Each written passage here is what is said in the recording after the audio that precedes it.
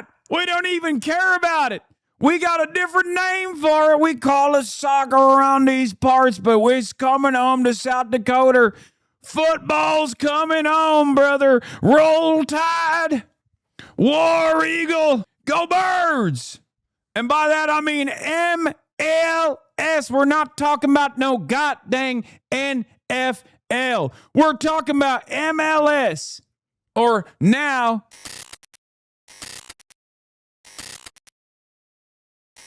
Yeah, Zoran was asked about the Balogun situation. One prominent politician who hasn't chimed in yet by Chris Sommerfeld, okay? An op. One prominent politician who hasn't chimed in yet about the reversal of the USMT's Fuller and Balogun Game 1 suspension is Mayor Zoran Mamdani. Before the suspension was reversed, though, Mamdani said on This Morning Pitch stream yesterday that Balogun was cruelly given a red card. And now he has responded to it with a classic soccer react. It's not even a... This is not even a football react. At this point, this is like an internationally known reaction, and it's not a non-response. He just doesn't know ball. Wait, what? Mamdani finally chimes in with this very curious non-response. It's not a non-response, ironically enough. That is not a non-response. A non-response response, quoting Real Madrid manager Jose Mourinho's "You don't want to be in big trouble" quote. Mamdani offered a similar sentiment in a Univision interview set to air tonight. I'm looking forward to seeing the U.S. men's national team tonight. I think beyond that, I'll have to quote Jose Mourinho.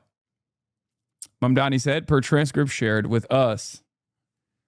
This isn't even high-level ball knowledge, by the way. FIFA has lost control. France wants the yellow card for Olise lifted too. The appeals just keep coming. France appealed to FIFA to request Michael Olise's yellow card against Paraguay. Against Paraguay is rescinded. Increasingly feels like FIFA has lost control over their own World Cup here. Any comments? Yeah, I think it's expected. I think it's expected that Trump has basically penetrated the barrier and lifted like one of the previous things. Like FIFA has always been an unbelievably corrupt institution. Donald Trump doesn't play by the old rules of corruption, which is to never be this in your face about it. Okay? Donald Trump has successfully he's penetrated the seal, the veil. He's broken the dam. And now you're going to see more and more countries that use the power that they have, the influence that they have, the money that they have to demand better treatment. Okay? And Infantino is perhaps the best person to do this with because he is. There's no way you think this is expected. I keep up with the news to a reasonable degree. My jaw dropped when I found out, and I didn't even watch football. No, I'm saying France's decision is expected. This demand is expected now that Trump did the unexpected. Okay? To be fair, what Trump did is new and unique. That was insane. You might have disagreements on whether or not whether or not the Balogun decision was appropriate for a red card or not is a totally separate conversation. Okay? What Trump did is unacceptable. Calling up as the host nation, as the most powerful nation on the planet, calling up the head of FIFA to be like, take this suspension away. Because for those of you who don't know, when you receive a red card, I covered this yesterday, but I guess I'll cover it a little bit today as well. When you get a red card, there's a next game suspension for your player. Balogun obviously is one of the best strikers, if not the best striker, right? He's on the American team, U.S. men's national team, and he would have been. He is going to be an incredibly important player in the Belgium game that is leading off to the quarterfinals. The person who wins. The team that wins this game is going to head off into the quarterfinals. It's huge. It's a very important game. Okay? Belgium is a great team. Balogun received a red card in the game prior because he just straight up landed full feet on his opponent's ankle. It was one of the grossest things I've ever seen. Now, in the game initially, they didn't even call it, but they went back, looked at it in the VAR in slow motion, and realized that he had done that. Okay. Realized that he had done that. He received a red card as a consequence of that. And, it was a controversial red card. People thought that it was bullshit. People thought that it was too aggressive. There were obviously people criticizing FIFA because Lionel Messi had done something similar as well. But there are some differences. If you look at the Lionel Messi one, at least he pulls back, whereas Balogun leans completely in as a landing pad, utilizing the crunchy ankle of his opponent as the perfect landing pad. It absolutely is not controversial. It's a red 100%, no doubt, if you watch football. I know. I think so as well. But my perception of reality feels like it's breaking. Satire writers couldn't even write this. I mean, yeah. Let's just say Americans considered it to be a controversial decision. Okay? Bro, Argentina literally has FIFA in its pocket. What are you talking about? Dude. No one is contesting whether or not FIFA is a corrupt institution. Okay? Everyone understands that. People will say Cristiano Ronaldo has gotten favorable treatment in the past. I know. Okay, I know. America is now officially a soccer nation. We might as well just call it football at this point because that's what football nations do. Okay? And we have a lot of other qualities, not dissimilar to other football nations as well, especially nations that are developing. Okay?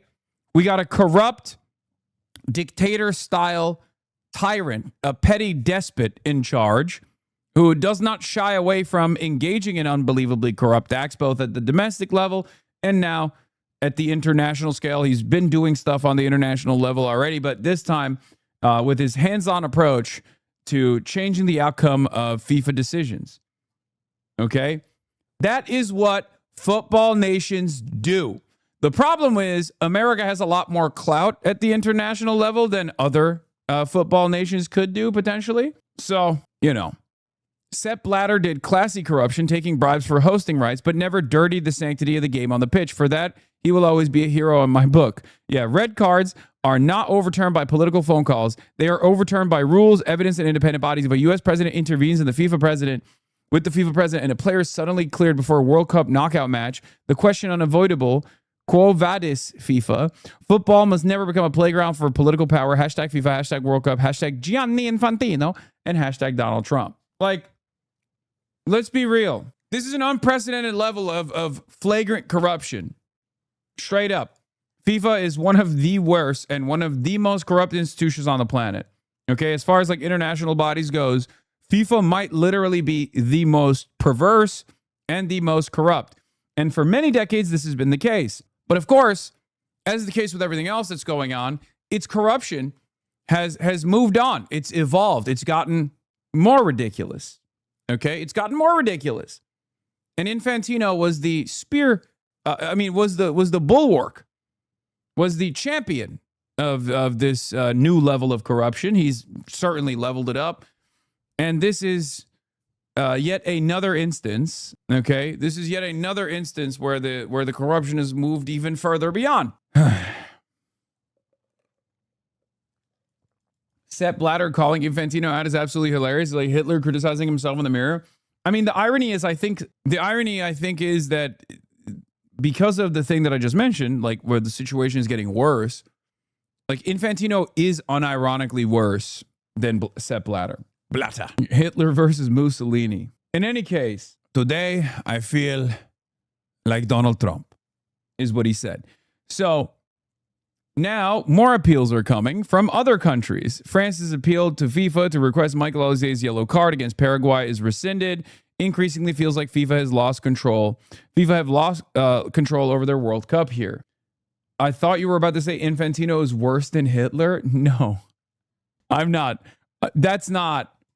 I'm not that much of a LARPer. I just, know the memes. I know the metas. I'm not that into football. If I was, I would probably say that. I'm sure there are people who sincerely believe that. I'm sure there are people who have said that in the past. Okay. Can Iran appeal the gold that was stolen from them? Good. That's funny joke. Thank you. Thank you for making the funny joke. If anything, the hurdles that Iran had to climb was also another aspect of this corruption. And I called it out at the time. The shit that the Iranian team had to go through, whether it be the VAR decisions, whether it be their travel accommodations, like that is another byproduct of what Trump has done to the worldwide game, like the World Cup. The whole point of the World Cup is that countries drop everything and engage in this beautiful sport together where everybody gets together and there's camaraderie, there's competition, and you put it all out on the pitch. You leave it all out on the field. Already started. Donald Trump already started by ruining that beautiful sport. What's interesting about the actions of the Trump administration is that there is a Hitler analog there, okay? And what's really interesting is Donald Trump is actually, on this issue and this issue alone, worse than Adolf Hitler. It's kind of crazy, but it's true. Like, he has no investment whatsoever in even the positive international benefits. No, literally. It's not even a joke. Adolf Hitler was, like, Nazi Germany was more open-minded, at least saw the benefits of, like, the international goodwill that they would receive from hosting a global event like this, and allowed people to enter the country. There was no restrictions on, like, referees and shit. You know what I mean? In spite of their very clear agenda of racism.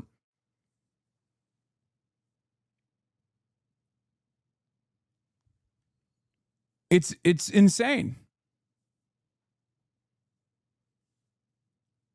Brother, good luck. Fuck tomorrow on Fox News. Good luck tomorrow on Fox News. I don't think you guys are understanding the point I'm making. I'm not saying that Donald Trump is, like, fucking worse than Adolf Hitler. I'm saying on this issue and this issue alone, even the fucking Nazis understood that this would, be a propaganda opportunity for them. Okay? Donald Trump completely cast that aside and was like, nope. Like that, the Somali referee not being allowed into the country was so unacceptable. In any case, Marco Rubio, when he's told he has to referee the World Cup match between USA and Belgium. Yeah.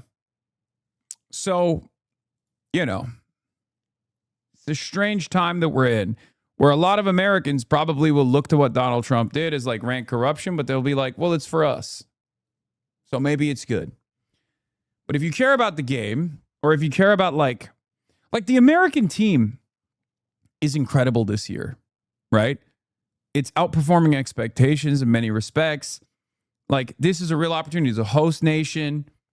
This is a real opportunity for America to have a long-lasting positive impact. And Donald Trump had to fucking go in and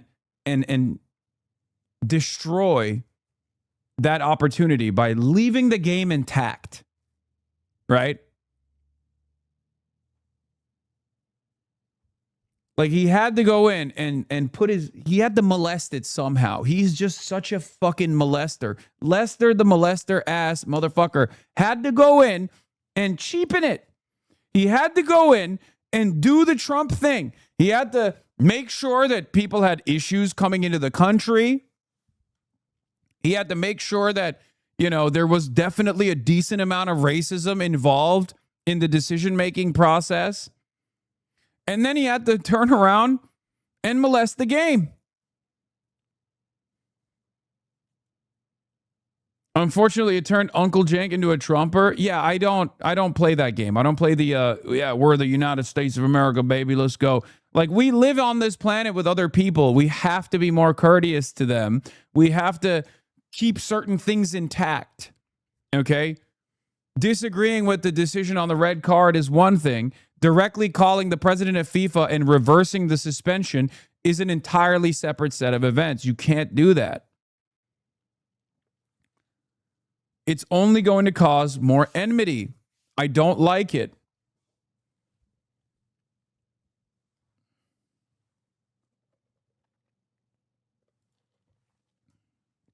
Corruption. Yeah, I mean, this is Jank and everybody else that saw this. Okay, and they said this. It's not bad. Corruption is only bad if I'm not involved. Yes. But if I'm part of that corruption, I'll defend it. Yeah. America's finally a football nation. It's time to drop the soccer moniker. It's time to call it football. We are officially a footy nation, though. Okay? Engaging in this level of fucking flagrant corruption for footy-related reasons is the most fucking football thing you can do. It's coming home, lads. It's coming home, lads. That's right. Football's coming home. And I'm not talking about England, brother. I'm talking about Alabama. Football is coming home. That's right. We don't even care about it. We got a different name for it. We call it soccer around these parts, but it's coming home to South Dakota. Football's coming home, brother. Roll Tide. War Eagle. Go Birds! And by that, I mean MLS. We're not talking about no goddamn NFL. We're talking about MLS. Or now, MLF. Major League Football. Yeah. No 3 lines on the crest. Let me put you on game. It would be Alabama, not Alabama. Okay, true. Yeah, Birmingham, not Birmingham. Birmingham, Alabama. Yeah. American liberals have become so used to Trump that they think that they forget that the rest of the world still rightfully views these sorts of controversies as disqualifying of whatever he touches. Yeah. Belgium has a right to be mad, I guess, but it's also kind of funny how tilted they are. The United States has won one round of 16 game in its entire history. Play some soccer, boys. Yeah. I don't like this is the funniest part about it is that like we've completely capitulated to Donald Trump's madness, right? Here in the United States of America. But for the rest of the world's perspective, they looked at this and go, what the fuck are you doing? You know what I mean? But it is really funny because like we obviously don't care. That's like at the heart of American exceptionalism. We don't care what other countries think. We do whatever the fuck we want. And there's nothing you can say about it. There's nothing you can do about it, right? And that's where we're at. Those are the rules now. Turkey levels of corruption, we're used to it by now. Yeah. I mean, the question always is, what happens? Look, the question always is, what happens if the Fourth Reich is a nuclear armed state that happens to be the most domineering force around the planet? What happens if the Turkification sets in the most powerful nation on the planet? That's not a good place to be. Okay? It's not a good place to be. And that's kind of where we're at right now. Okay? Because at least there was some level of parity in the pre-nuclearized world, right? Like before mutual assured destruction, before nuclear proliferation, there's some level of parity at least, right? There, you can muster up the forces and fight back. That's what World War II was about, right? What do you do when the most powerful nation on the planet has nuclear arms and decides to become just as corrupt and as ruthless and as tyrannical as countries of the past? What do you do? How do you fight back against that? And what is our responsibility as American citizens to move away from this attitude? It's important to think about these things, okay? Simply sitting around and hoping that China save us is insane. That's not how that works. Last point I'm going to make on football is Mbappe was a victim to racialized animus, this time from a senator in Paraguay. He responds, Madame Celeste Amarilla, you are a despicable woman and unworthy of your position. You do not represent Paraguay, that country which has sweated passion and honor through the competition. Through your recklessness and brazen racism, the entire world has already forgotten the journey and the historic effort that your players accomplished during this World Cup, making way for an incompetent woman who gives the worst possible image of her country. I will never allow people like her the freedom to spread their hatred and racism across the world. The dictator has spoken. Probably one of the first occasions when the corruption wasn't just, we'll give you some money, and instead was, we will ruin the rest of the tournament for everyone. Yeah, we will call in the question the integrity of the game, not the organization, but of the game. This is the type of shit that obviously, people speculate about all the time, right? Like, this is what you say. Oh, it's scripted. Oh, powerful countries, or powerful countries with big market teams, or big countries that have a lot of money want to make sure that their teams have staying power, because that means more purchases. That means more money for the overall organization. This is something that people fucking talk about all the time. And now Donald Trump has basically done away with the speculation, because he's done it. And not only did he did it, I can't even talk. Not only did he do it, he flexed on the world. He did it, and then he openly said he did it. A stunning World Cup reversal in favor of the U.S. men's national team. Leading scorer Folarin Balogun ruled eligible to play for the United States in their round of 16 game against Belgium tonight. Balogun was sent off with a red card for this tackle early in the second half of the team's round of 32 win over Bosnia and Herzegovina. The red card means an automatic suspension for the following game. FIFA had confirmed that Balogun would be out against Belgium and that there was no way to appeal the ruling. Following the controversial call, Balogun saying the contact was unintentional and that he accepted the decision. There was many emotions, but for me the most important thing was just trying to stay calm. I think I didn't want to react out of emotion, out of anger, and I had to just accept that the decision was made, whether I agreed with it or not. But suddenly on Sunday, news that Balogun was in. ABC News sources confirming reports that President Trump had called FIFA President Gianni Infantino to review the matter. He doesn't sound very American. Okay, calm down, everybody. President Trump posting online Sunday, "Thank you to FIFA for doing what was right and reversing a great injustice." In justifying the about-face, FIFA citing Article 27 of its disciplinary code, saying the implementation of the match suspension is suspended for a probationary period of 1 year. That's really funny, by the way. Yeah, like in a year, we'll think about it. But oh, it's cool. You'll suspend him a year from now. Balogun should refuse to play. That's not going to happen. Don't be insane. FIFA's not admitting they made a mistake. They're not admitting that the referee on the field made a mistake and gave the player a red card when it shouldn't have been a red card. The red card hasn't been rescinded. What's going on here is they're suspending the suspension. The United States' next opponent issuing a statement. The Belgian Soccer Federation saying that it was astonished by FIFA's decision. Dude, Jordan Henderson's arm break, I'm not going to watch it because it also destroyed my brain. But it was I'm sorry, that's sad, but also kind of funny. Dude, are you serious? Are you fucking serious? You jumped over the banner and you fell on your arm and you broke your fucking arm? How is that possible? Clean snap. I saw that shit. I don't want to watch it again. Belgium's coach mocking the decision, saying, "I didn't know that at the World Cup, the 5th of July is actually the 1st of April. Upon learning the news, Balogun celebrating with his teammates. We're really excited. He's been so good for us this tournament. Overnight, U.S. team captain Tim Reams speaking to GMA. I think he's just excited. The Platner story is fucked if it's true. Why do people know what the Platner story is? What's going on? I'm so confused. There's a lot of vague posts. Bad Empanada tweeted about it. What? Bad Empanada? Dog, what the fuck is happening? It was Gremlo talking about this morning.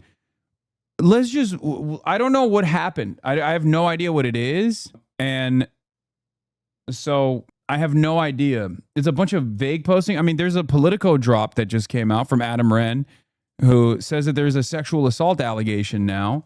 We'll get to it.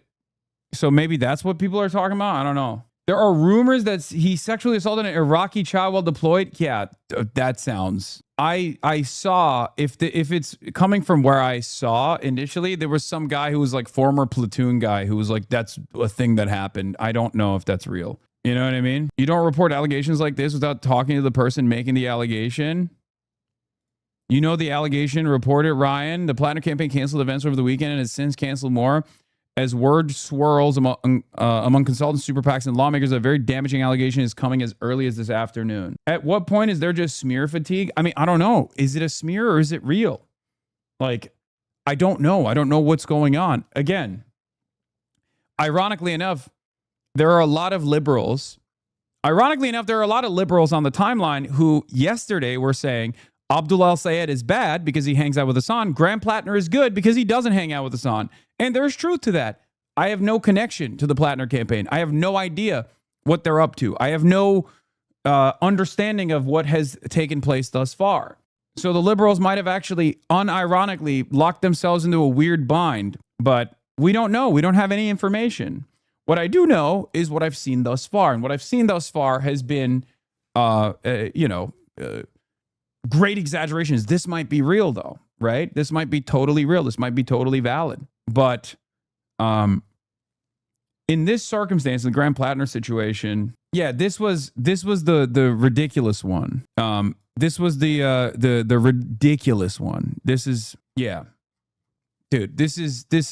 That is totally ridiculous. Oh, they would go into like an Iraqi home or something, and yeah, that seems like a Israeli disinfo campaign that isn't that doesn't have any legs whatsoever. You know what I mean? But if there's a more serious accusation, we'll look at it. If he does drop out, could another Democrat run? I think it's literally the reason why they're doing it. The reason why this push is coming right now, the timing of it, whether it's real, whether it's because I don't know anything yet. Yeah, for context, that guy's previous claim to fame is pushing that Biden admin was trafficking kids from Ukraine. I know that guy's insane. I'm not saying that allegation is insane. That one is bullshit. Politico has dropped something. We'll take a look at it, but the timing of it is somewhat interesting because the dropout date for Graham Platner is July 13th, I believe, right? So if Graham Platner drops out before July 13th, they could just hand select another candidate. They could hand select another candidate and put another candidate in his stead. 15th is reporting for funding, and I do find it very odd. Now, it could very well be an instance where people were, like some Democratic consultants knew about it and they were, waiting to see if they should drop this at all, given that it's a damning accusation, right?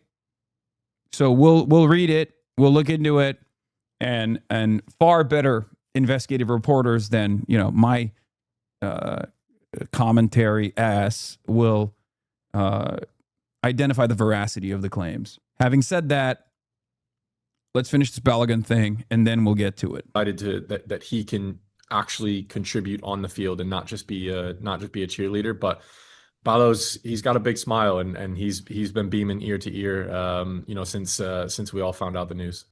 And the European Football Association, of which Belgium is a member, put out a statement this morning saying, part in quote, "We express our disbelief at such an unprecedented, incomprehensible, and unjustifiable decision." And for their part, U.S. Soccer saying, quote, "We accept the decision of the disciplinary committee, and we are pleased that Folarin Balogun is eligible to compete tomorrow." This has happened once before in 1960. Trincha was reinstated, but this is really, like, we haven't really seen this before. Yeah. 1962. The suspension. Exactly. All right, Will. Thank you. He's playing. It's also crazy because Trump literally earlier today came out, Mr. President, and very publicly took ownership over it. Okay. So there's no element of secrecy here. There's no like people don't know if this is real or not.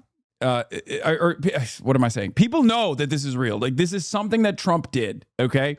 And it's insane that he is like he's openly flaunting it. Okay. I'm sorry.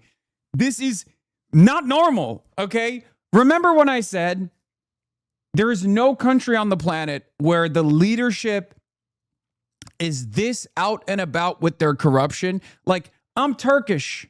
Okay. I'm Turkish. I'm a Turkish man. I've seen Erdogan. I've seen what he has done. Oh, by the way, Turkey is at the table again. Ankara is at the table. Ankara is the table. There's a NATO summit happening in Turkey. Trump is going to it. We'll get to that in a little bit. But what I was going to say about Turkey is, like, Erdogan is an unbelievably corrupt tyrant. Okay.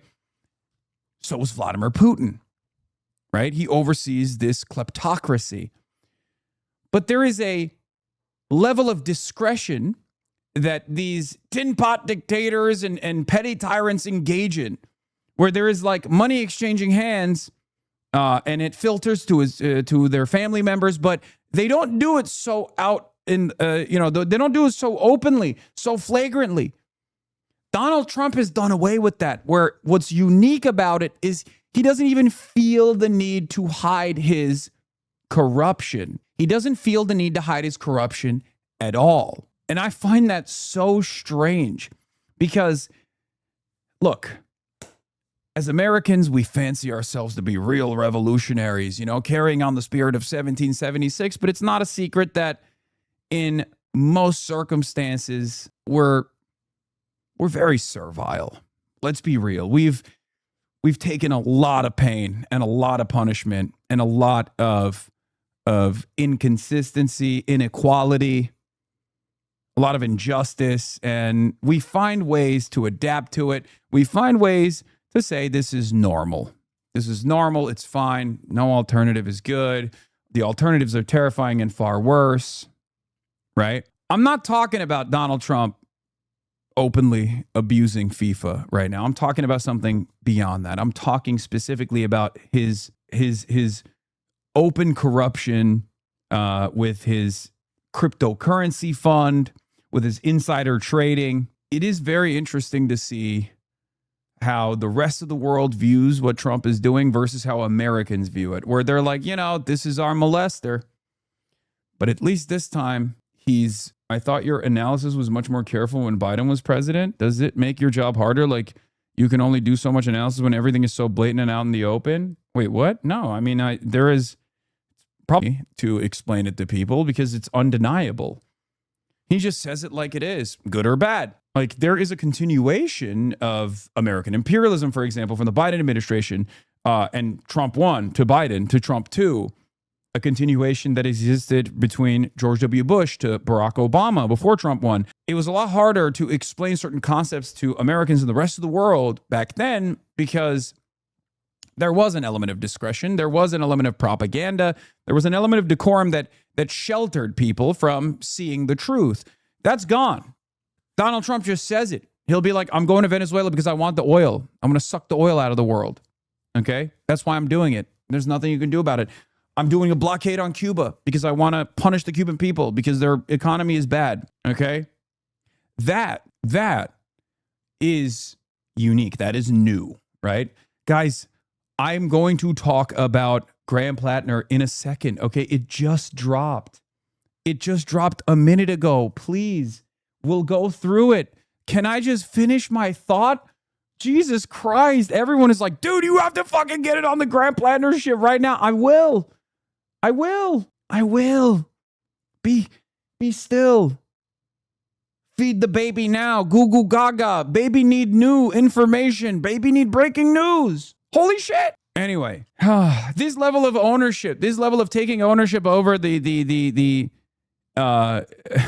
flagrant corruption is not going to be received positively by the rest of the world, I think. And it shouldn't.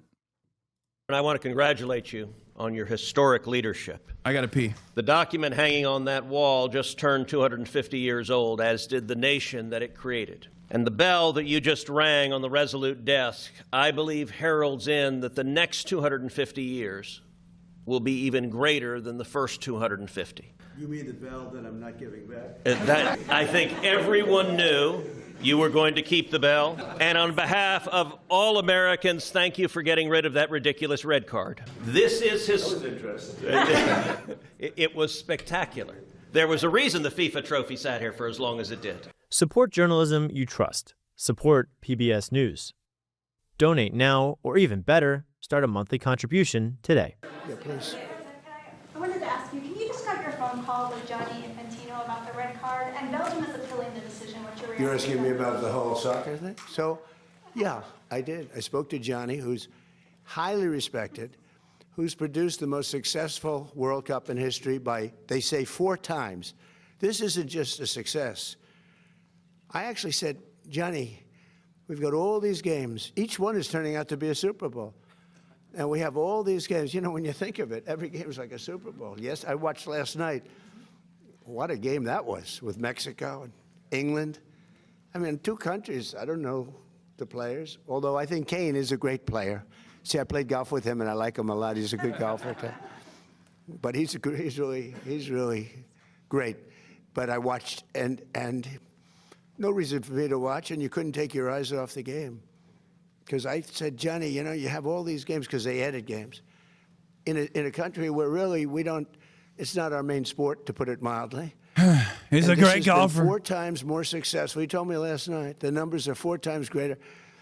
They think 50 or 60 million people are going to be watching the game. Yeah, when it's trans women in sports, it's unfair. When it's a boss call for a favor, it's all good. Oh, yeah. Oh, yeah. Yeah. Integrity. Game tonight. I mean, you know, this is getting to be Super Bowl numbers. But you have a game tonight, and they think they're projecting a minimum of 50 million people watching a game. We call it soccer. It's called football, I guess, but we can't really call it football because it gets there's a little confusion. So, yeah, you call it soccer. We're the only ones that do that, but we have football. And football's great. But I've never seen anything like it. So I saw the play, and I'm a person that loves sports and was a good athlete. And I understand sports really well, really well. And that wasn't a foul. That wasn't even an infraction. That was 2 guys running full speed that happened to crash into each other. You can't take your foot and properly place it on somebody else's foot when you're going, no, these were 2 great athletes that got tangled up, and this referee, who is a little bit suspect. Hamas! The referee was Hamas. Did you see the Platner allegations? They're fucking bad. No, I haven't seen them yet.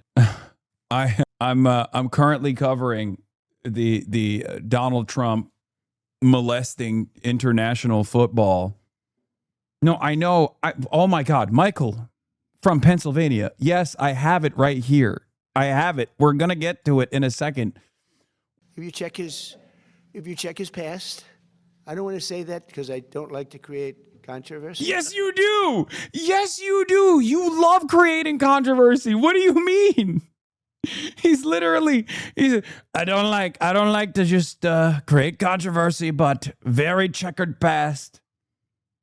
They're saying the referee was Joe Biden. I'll say it. Joe Biden was the referee of this beautiful sport. Biden appointee. But very suspect.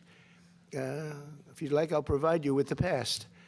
He made a call that nobody could believe. You know, even people on the other side, they say, oh, we got lucky. Wow, and it's very interesting. They say they don't show them in slow motion. And I never realized that. I never heard of that before. That they're not allowed to review in slow motion because it's so different. Because you'll take one little quarter of a second and you'll see that a hand is touching a neck or you see something. Whereas when you see it in fast motion, it will look like 2 guys collided, which is really what happened. They got sort of entangled. He didn't do anything wrong. And he's our best player or one of our best players, a very vital player. And he gave him a red card. I didn't know what that meant. I didn't think it meant much. Then I started hearing that means he can't play in the next game, at least in the next game. I said, boy, that's a big, you know, if it happened to... Dude, has this ever happened? Like, it's kind of... Dude, this is literally like shit that you read in history books. I know the stakes are technically lower because it's like, okay, at the end of the day, we're talking about a soccer game, right? But like, this is straight up like a king.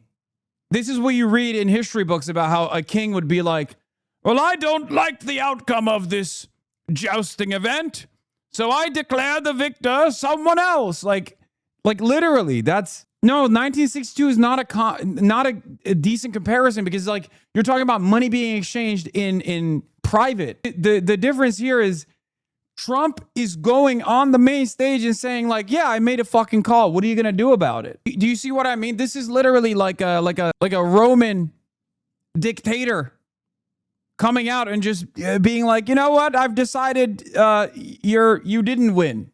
The gladiator didn't win. Do you see what I'm saying? It's not the corruption that is unique, even though the type of corruption is unique.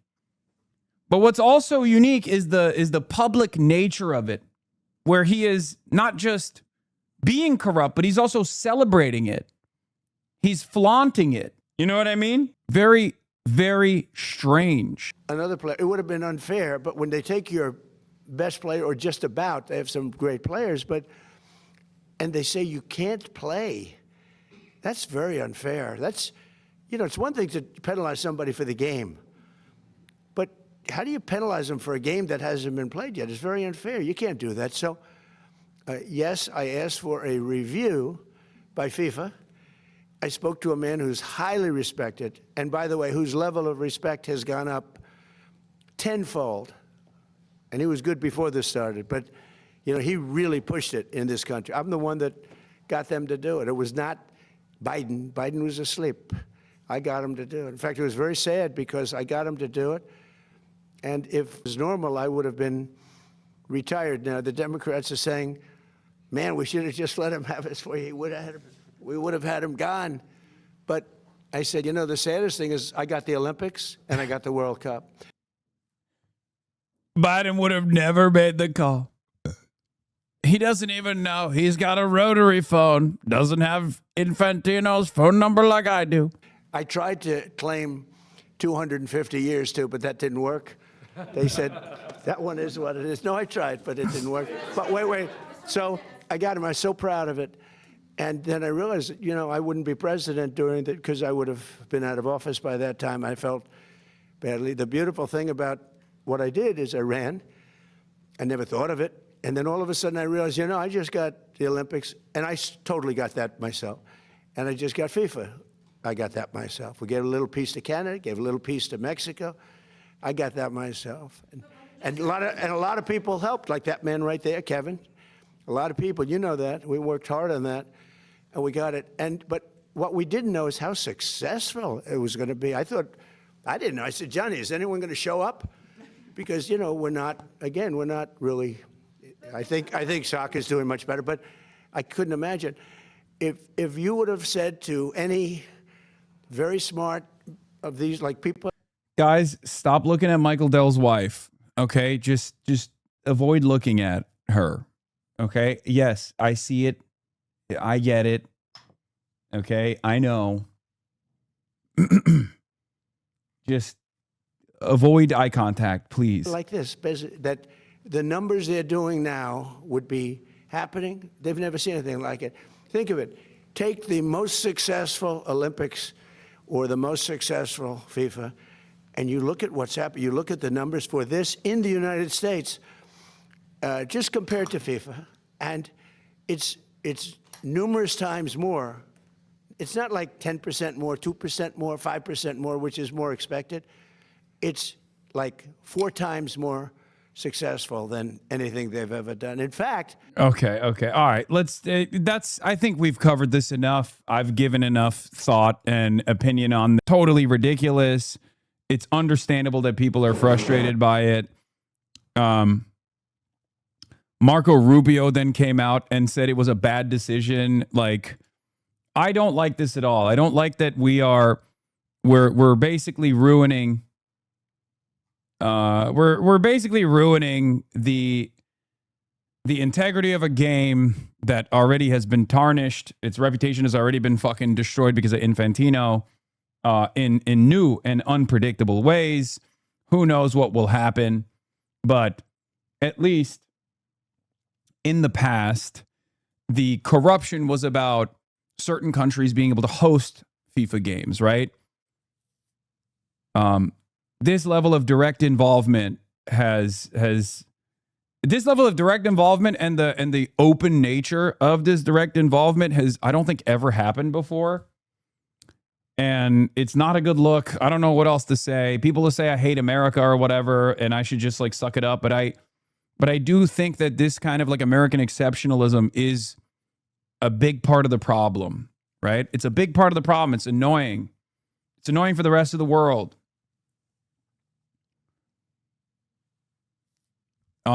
It's time to talk about Graham Platner now because that's the top news story. For those of you who don't know, if you've been living under a rock, Graham Platner is this Bernie-crat candidate that came out of the gate swinging, anti-war, anti-Israel, pro-Medicare for all, but had a checkered past, right? A lot of red flags in his background, and he was doing phenomenally well against Janet Mills, the current governor of Maine. He defeated Janet Mills thoroughly, handily. Janet Mills dropped out, as a matter of fact, when the primaries took place. And here's the thing: a lot of establishment Democrats hate this guy, right? A lot of people in the pro-Israel side hate this guy. And in the past, he had been the recipient of a lot of attacks. Many of these attacks were somewhat silly. Some of them were unsubstantiated. And the criticisms that he should have received were obviously his background, his investment into, his numerous tours and then going back into Blackwater, things like that. Those were red flags for me. The Nazi tattoo was a red flag for me. Those weren't red flags for the average American, and certainly not the average Mainer. But then the New York Times came out with this reporting, right? The New York Times came out with this report, and they had said this is an unbelievable allegation that's about to come out. They highlighted the report as though there was a serious allegation. And when the New York Times report came out, it turns out that was not the case, right? There was they looked at his background. They interviewed 7 of Grant Platner's former partners. Most of them actually had nothing but nice, kind words to say about him. And 2, one of the 2 said that there was one moment that she did not feel great about. And then the other was a Republican operative that said Grant Platner had done the classic male manipulator, domestic abuser moment, the risk control, right? This article seemingly is bad. This article seemingly is different, okay? There's a Politico article out. Now, I don't know how the New York Times missed this. I don't know how the New York Times did not get this information. By no means am I defending Platner, but American voters' cognitive dissonance about voting for rapists is frustrating, aka Trump's fine, but for Mainers, but Platner is not. It should always be a disqualifier across the board. Yes. And Politico piece, I assume we'll get into it, but we'll look at it now, right? Platner also immediately, because of the severity of the allegations, it seems that they were ready for the Platner camp actually canceled a bunch of events. I think they said the wife was sick or something. I don't know. So let's take a look at the latest Graham Platner. New York Times knew this, but the conversation was off the record. Okay. Woman who dated Graham Platner says he sexually assaulted her. The Maine Democrat denied the allegations and said any accusation of non-consensual behavior is categorically untrue. A woman who dated Maine U.S. Senate candidate Graham Platner says he forced her to have sex with him nearly 5 years ago, despite her repeated objections. An allegation Platner denies. The woman, a 41-year-old Maine resident named Jenny Rassicott, detailed the alleged incident to Politico in 3 interviews over the past 2 weeks. Politico also spoke with a man Rassicott dated and confided in the years after the alleged incident, and reviewed documents including emails between Rassicott and her therapist and messages between Rassicott and acquaintance. That is curtains. Okay. Mossad paid her ass? No. That is the trifecta, okay? That is the trifecta of a reliable allegation. That's holy shit, okay? Personal firsthand testimony to a friend, a close confidant, back from way before Graham Platner ever ran for Congress. Are you kidding me? And then also direct testimony from a therapist. That is very different. It's very different from a Republican operative coming out and being like, oh yeah, I had a touch and go moment with Graham Platner. I wouldn't even say he physically abused me or anything. That's very different. There is not direct testimony from a therapist. No, sorry. Emails between Rassicott and her therapist. Okay. Emails that are dated. That seems a little bit different than previous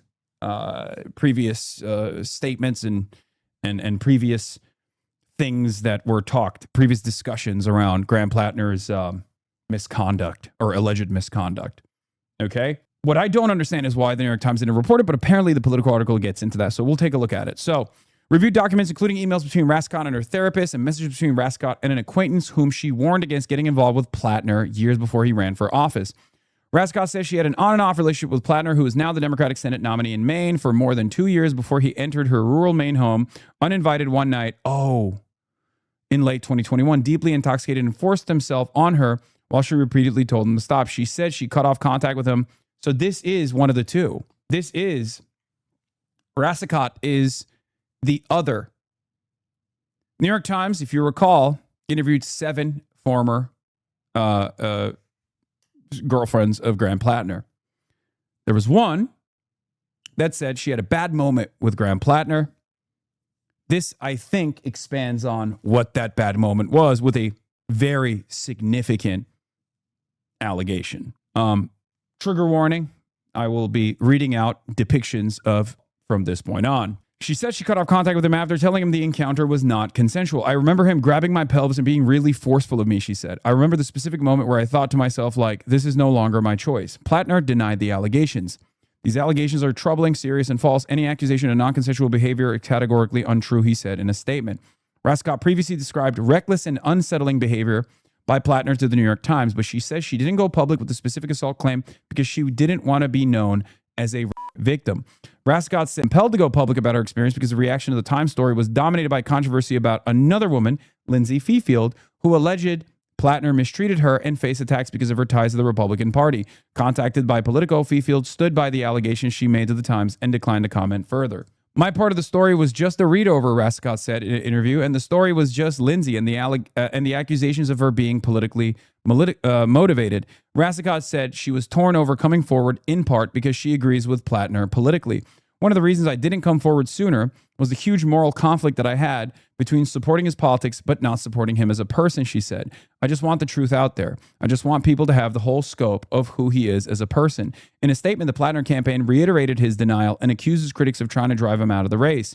These allegations are very serious and Graham vigorously denies them. They are also coached and coordinated by out-of-state establishment operatives.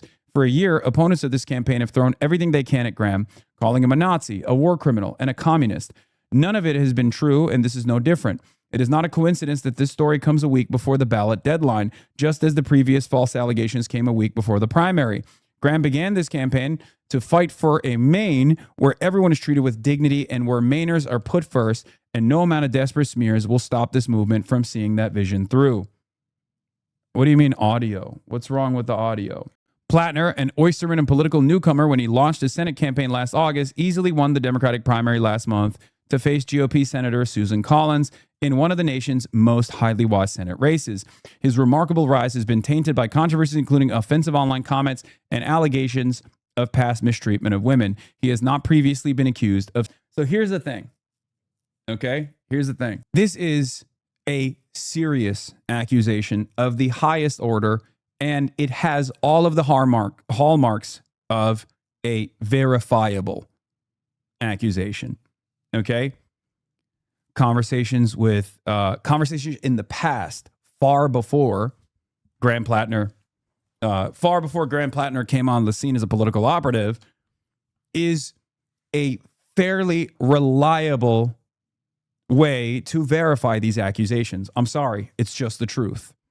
Okay? Like, as you guys know, my policy on this is, believe women doesn't mean reflexively assume that all women are incapable of telling a lie or anything. It just means don't reflexively disbelieve women, right? And contemporaneous communications is huge, especially if they are before he was in politics. Exactly. Central Committee is correct on this. It's a huge part of this. Okay. I assume that they will explain as to why the New York Times didn't get into this, but here's the other side of the story. Okay, I believe this accusation. I believe this allegation. Let me just make that very clear, especially because, once again, there are other friends with correspondence from before Graham Platner became a known entity, right? That's very important because you're not actively seeking to a person if that person is not a political operative at all, right? Like fishermen. Okay, he's a random oyster fisherman at that point. in fucking Maine. The timing of this, on the other hand, is once again fucked up. The timing of the drop is in the column of rat fucking, but the accusations are certainly real. Okay? Do with that information what you will, but the accusations, they are as credible as it is going to get. Okay? Unless the correspondence between Rassicot and her friend is not from back then, or the other partner that Rassicot had, which I have no reason to believe that that's the case, for the record. Okay, it still ultimately lends itself to a verifiable and credible accusation. Both the therapist and the friend refused to comment. This needs receipts. So let's continue. Is this rat fucking if they're giving him time to drop out, I guess? Well, we'll get into that in a second. The Iraq and Afghanistan war veteran has linked some of his behavior to mental health struggles and alcohol abuse, but he says he's changed and has denied previous claims that he was abusive to women. Rassicot told Politico she connected with Platner on the dating app Bumble in 2019 and had consensual relations with him prior to the night he allegedly assaulted her. That night in late 2021, she said she had exchanged text messages with him and told him not to come over, saying she wasn't in the mood for company. Later that evening, she said she realized when he heard a sound on the stairs that he had let himself into her house, which was unlocked. Platner came up the stairs, Rassicot said, to where she was on a couch. He got on top of her, kept grabbing her, she said, while she repeatedly told him to stop and that she wasn't interested. Rassicot said she smelled of alcohol in his breath and believed he was almost blackout drunk because Platner kept ignoring her protests and continued to grab her after knocking over an antique sewing kit, spilling small needles everywhere. I'd been telling him these words, no, don't, she recalled. And the look on his face, realizing what was happening, I just realized that, like, I'm in a situation where there's no consent here, she said. Rassicot said she tried to separate herself from Platner by telling him she couldn't be in that room anymore, after which he followed her to the bedroom and had sex with her against her will. She said she said he also ejaculated inside of her despite her telling him not to, as she was not using birth control at the time. Oof. Oh, that's brutal. She went to clean herself up, she said, and when she returned, Platner had fallen asleep. She contemplated waking him up to kick him out, but worried he could hurt someone driving in the state that he was in. The following morning, she said, Platner tried to put his arm around her and she pushed him away. She said she asked him whether he remembered what had happened the previous night. According to Rassicot, Platner said he didn't remember. Rassicot said she told him to leave and never contact her again. Rassicot said she waited several weeks until she got her period to ensure she wasn't pregnant, then sent Platner a private message on Instagram saying that the encounter was not consensual and she did not want to hear from him ever again. Rassicot had no further contact with him after that, she said. Rassicot said she later deleted all of her text and social media correspondence with Platner as she tried to move on from the assault, and said she has not been able to recover the Instagram messages she sent him about the incident. In the weeks after the alleged assault, Rassicot says she considered going to the police but struggled with shock and confusion about what had happened to her and did not file a police report. Even as time passed, she said she felt uncomfortable potentially telling a police officer about such a personal experience and feared retaliation from Platner. At first, she confided only in her therapist, who she continues to see. Rassicot showed Politico recent emails with her therapist in which Rassicot explained she was talking to the media about her relationship with Platner and said the sexual assault rape using an abbreviation for sexual assault.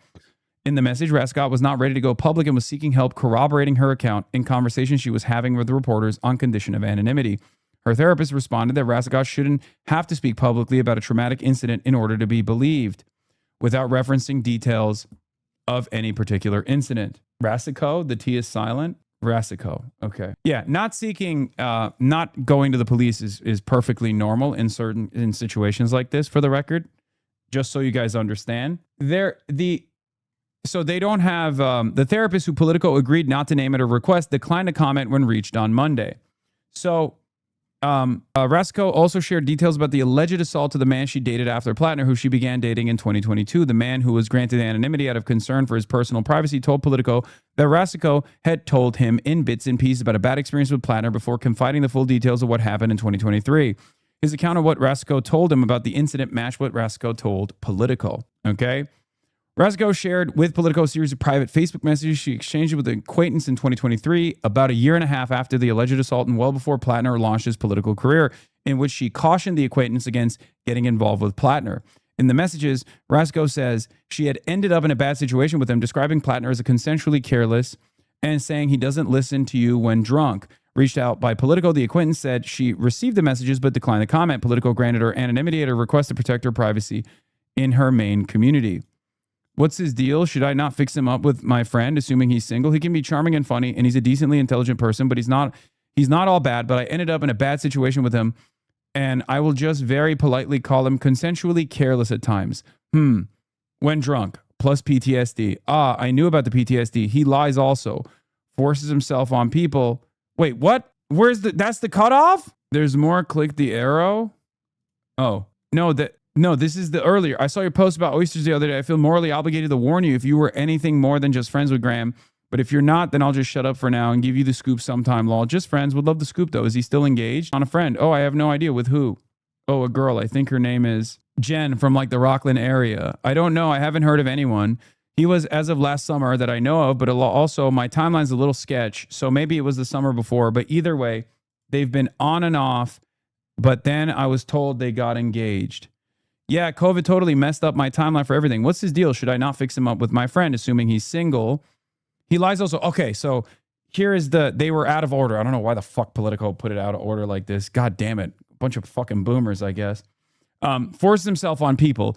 One thing that grossed me out after him and I had dated was that I saw his profile on OkCupid, and that site asked a lot of questions. And one of the questions was, if your partner told you they had over 100 sexual partners, what would your response be? And his response was, that's not that many. So that super grossed me out, thinking he's probably slept with a ton of people. Doesn't listen to you when drunk, ... Yeah. So that's corroboration. That's backing up her, previous assessment. But I don't know what she says. I don't know what the other lady says after this. And then I don't know what her response is afterwards. But Politico also spoke with a friend Rasko had told about the alleged assault last summer, shortly after Platner launched his campaign. The friend, to whom Politico granted anonymity due to fear of social and professional backlash, recalled Rasko telling her about the incident, including that Platner had been very drunk and wouldn't take no for an answer. Rasko said she was contacted by the New York Times in the spring and shared off the record that Platner had assaulted her. She told the Times that she had some positive memories of her relationship with Platner, but thought he did not respect women and had cut off contact with him after an incident in 2021 when Platner had come over drunk. But the Times article stated that Rasko declined to elaborate about what had happened, only describing his behavior as reckless and unsettling. A spokesperson for the Times declined to comment. After the publication of the Times report, Rasko connected with Cheyenne Hunt, a progressive Democratic lawyer who founded the nonprofit Reckoning Action, which launched earlier this year to fight misogyny. Hunt, who had endorsed Platner last time after the Times article. So I remember this. This is the random lady who was like this is the random lady who came out and was like, I hate Graham Platner and stuff like that. And I initially thought that it was because of some potential foreign intervention. It turns out it was because of this story. Hunt, who had endorsed Platner last fall, renounced her support for him after the Times article, previously supported women who came forward with assault allegations against former Representative Eric Swalwell earlier this year, prompting him to drop out of the California gubernatorial primary and resign from Congress. NBC News previously reported that Hunt was working with multiple women who had past relations with Platner. Hunt connected Politico to Rasko. Reckoning Action exists to confront misogyny in American life in all forms and manifestations, including in bad actors being elected to positions of power, Hunt said.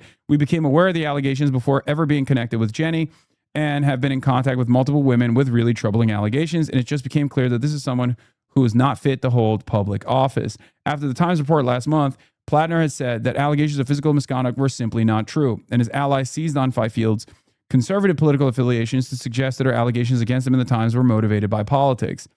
I still stand by what I said about Fifield, by the way, especially considering that she spent a good deal of time not just like being a Republican operative, but specifically defending Brett Kavanaugh against those very real allegations. Brett Kavanaugh then also turned around and literally denied women bodily autonomy. Like, hundreds of millions of women on U.S. soil were impacted by Brett Kavanaugh's lies. So I will once again stand by my previous statements on that story. This is a different situation, I think. Like, here's the thing. This is as airtight as it's going to get as far as allegations goes, right? as far as allegations goes, this is fairly airtight. Okay. And it's not even because if you remember, I said this about Fifield as well. If you recall in my commentary on the Fifield allegations, I said if there was corroboration at the time from friends of Lindsay Fifield, it wouldn't matter whether or not she was a Republican operative, right? If you recall, that's what I said. This seems to me like there is corroboration. Now, the only thing that would be potentially the only thing that would be in defense of Graham Platner here, which is it seems the allegations seem super credible and indefensible, would be if there was like financial, if there was any sort of financial entanglement between a friend, but it doesn't seem to be the case. I mean, it's very, very unlikely. You know what I mean? Just so you guys understand. And the reason why I'm taking this position is to show you that there is a lot of veracity to these claims. Like even in the most heavily scrutinized version of events, in order for this allegation to be untrue, would only happen if this experience is real and she felt uncomfortable by this experience, understandably, because this is, clear-cut date rape under the influence of alcohol, right?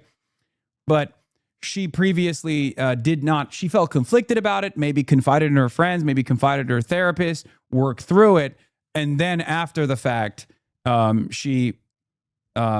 breaking and entering as well, which is, not the main point here, obviously. The violation of consent of someone's, bodily autonomy in the process of a date rape is probably, it's a breaking and entering is also another violation of consent, but nowhere near as significant as rape. For this to be untrue, she would have had to been slandering him in 2023 because no. This is much worse than the allegation that Fifield made. That's why I'm saying it's credible 100%, right? No, what I'm saying is I don't think it's disputed that Graham Platner actually violated this person's consent. There's no dispute there at all. Okay? None. Because it's ridiculous, right? It would be totally fucking ridiculous. Bro, it's just rape, not date rape. I mean, date rape is rape, chatters. There's no distinction. I mean, it's just rape. It's violent sexual assault. So here's the thing. What I was trying to say is this definitely happened, right? For this to be something that she's like reconsidering, regardless of whether or not it happened, because that is not in dispute at all. But for her to like reconsider and then come out right now, the only thing that would tarnish the credibility of this the victim here would be if there was like any additional coaching or something, or if like outside groups and we're like, hey, this is a serious allegation, you should definitely come out and speak on it. And even then that happens at times because it takes a lot of courage for victims to come out in instances where they're accusing someone of sexual assault, especially when the person that they're accusing of sexual assault is now running for Senate and is a fairly popular candidate, right? So no matter what, this seems very, very reliable. And it doesn't even matter if there's it doesn't even, there would need to literally be like money exchanged, okay? There would need to have been money exchanged literally by like an outside group or something for this to come across as in any way, shape, or form like a potential rat fucking operation, and not someone who is reconsidering the experiences that they went through and the very real allegations of sexual assault. Okay? Once again, I'm trying to give you the most critical lens here as someone who definitely believes Rasico's firsthand account here, especially because like I said, contemporaneous conversations from back then with other people, especially before Graham Platner became like a known political figure, it's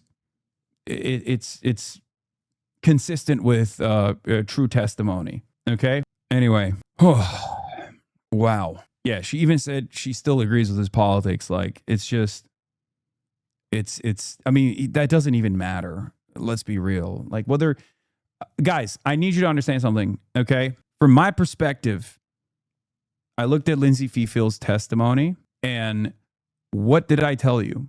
Her politics are secondary in this, even though it was directly related to the Brett Kavanaugh situation and doing PR for Brett Kavanaugh, which obviously makes her a less credible accuser.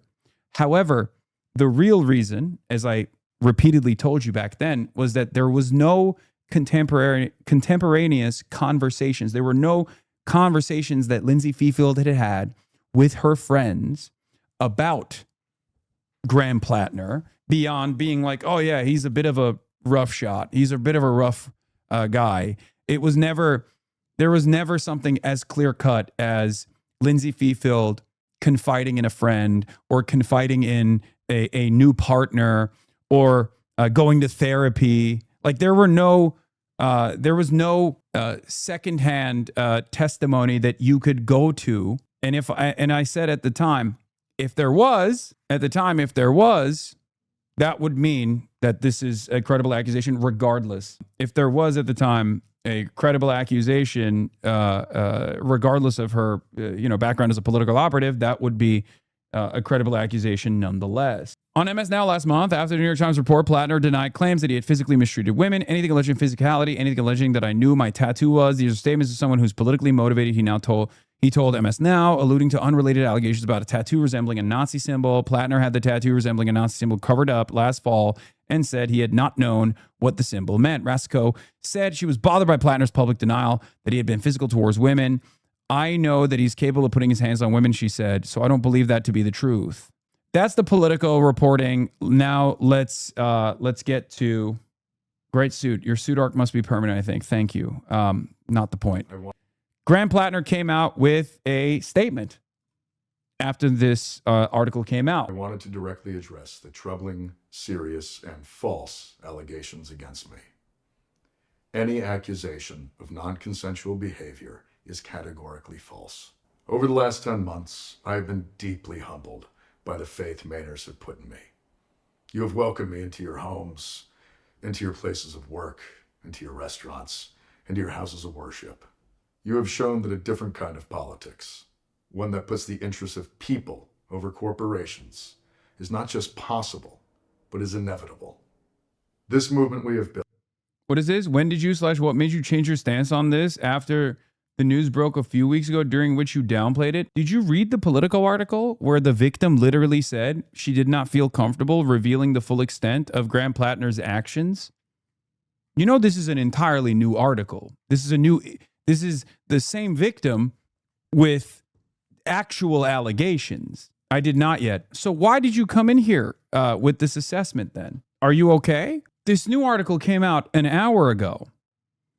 This new article actually has like verifiable and very credible allegations of sexual assault. The previous article, which featured the same victim, did not have these allegations. And what's interesting about it is that the New York Times did not report on it.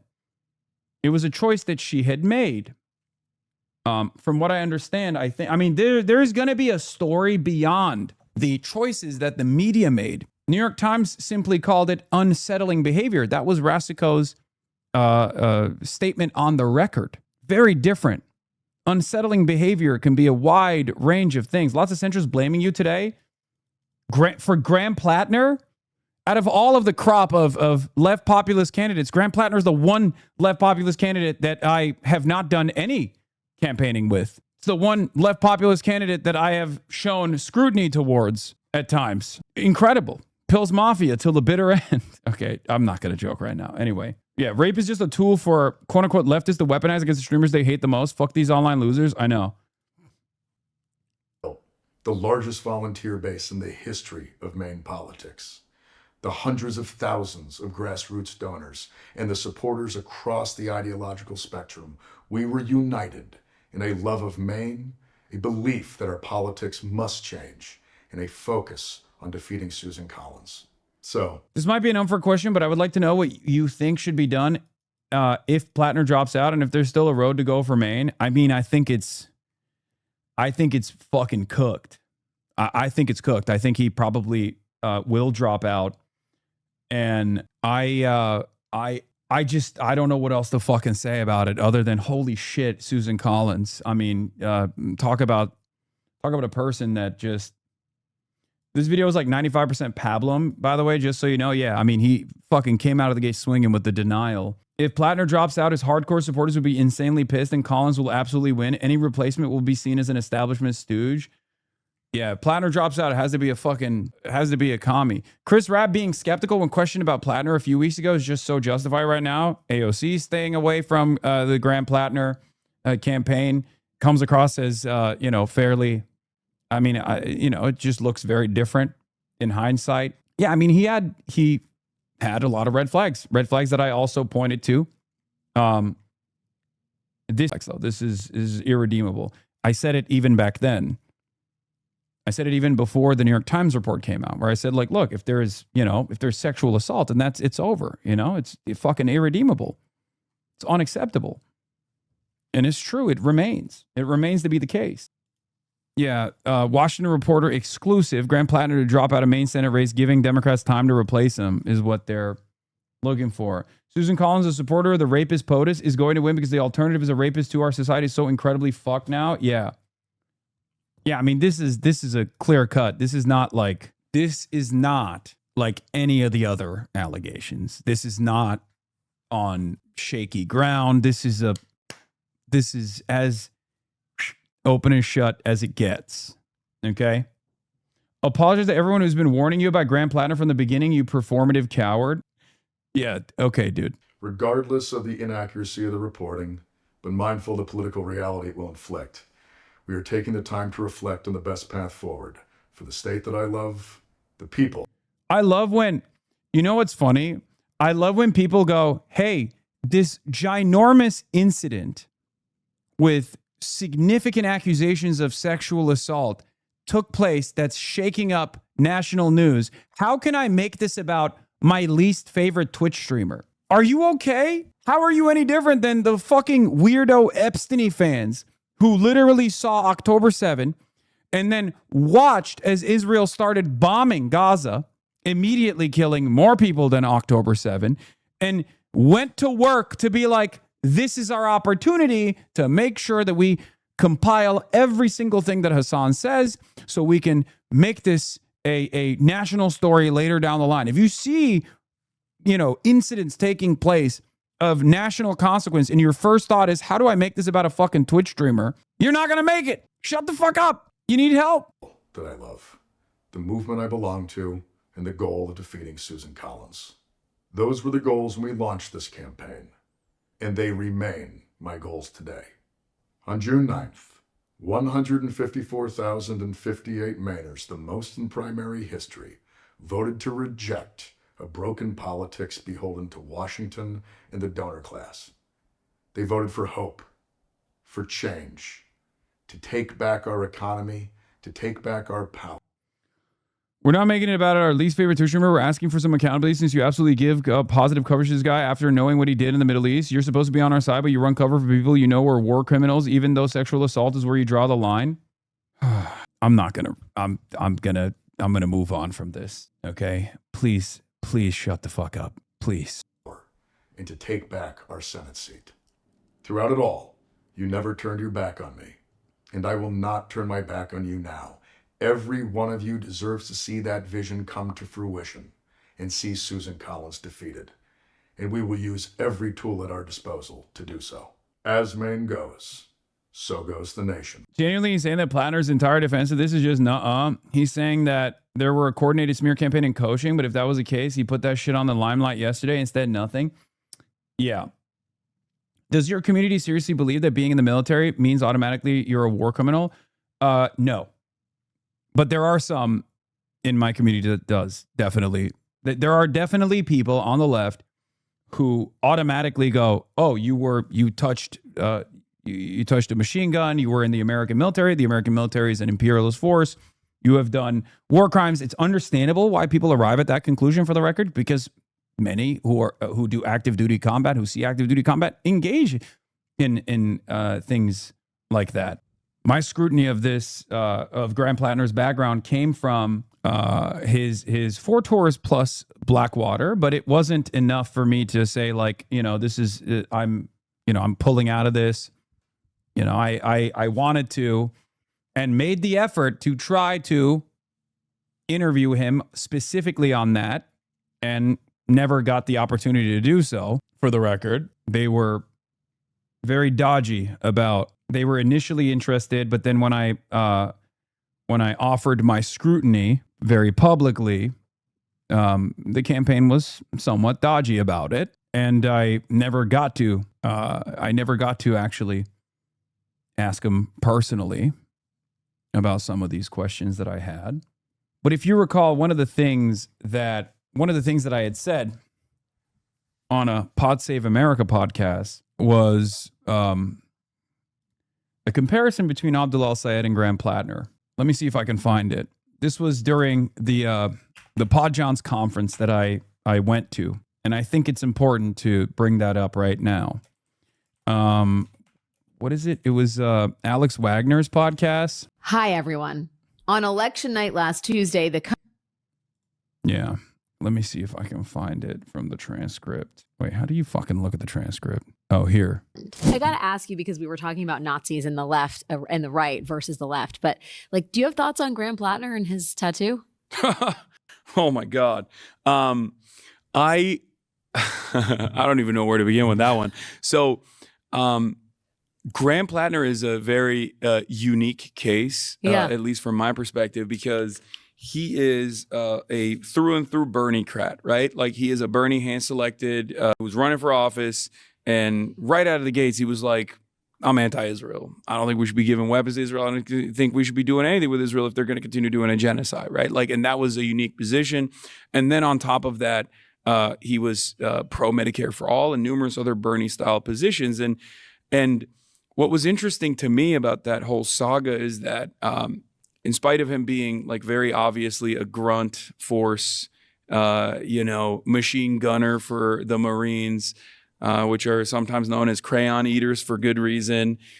He went on. What the fuck is going on? Did I just get botted?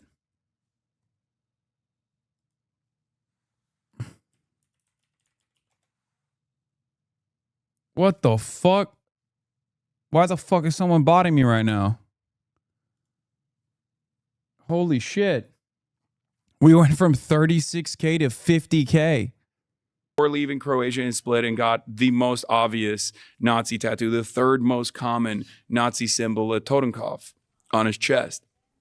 In spite of that, Maynard seemingly didn't care about that situation at all. And I think that's a really interesting moment in American politics for where the liberal base is moving. Yeah. Because for far too long, I think the organs that work alongside the Democratic Party that are like liberal adjacent or, left adjacent, whatever you want to call it, have often weaponized a version of identity against the left flank, right?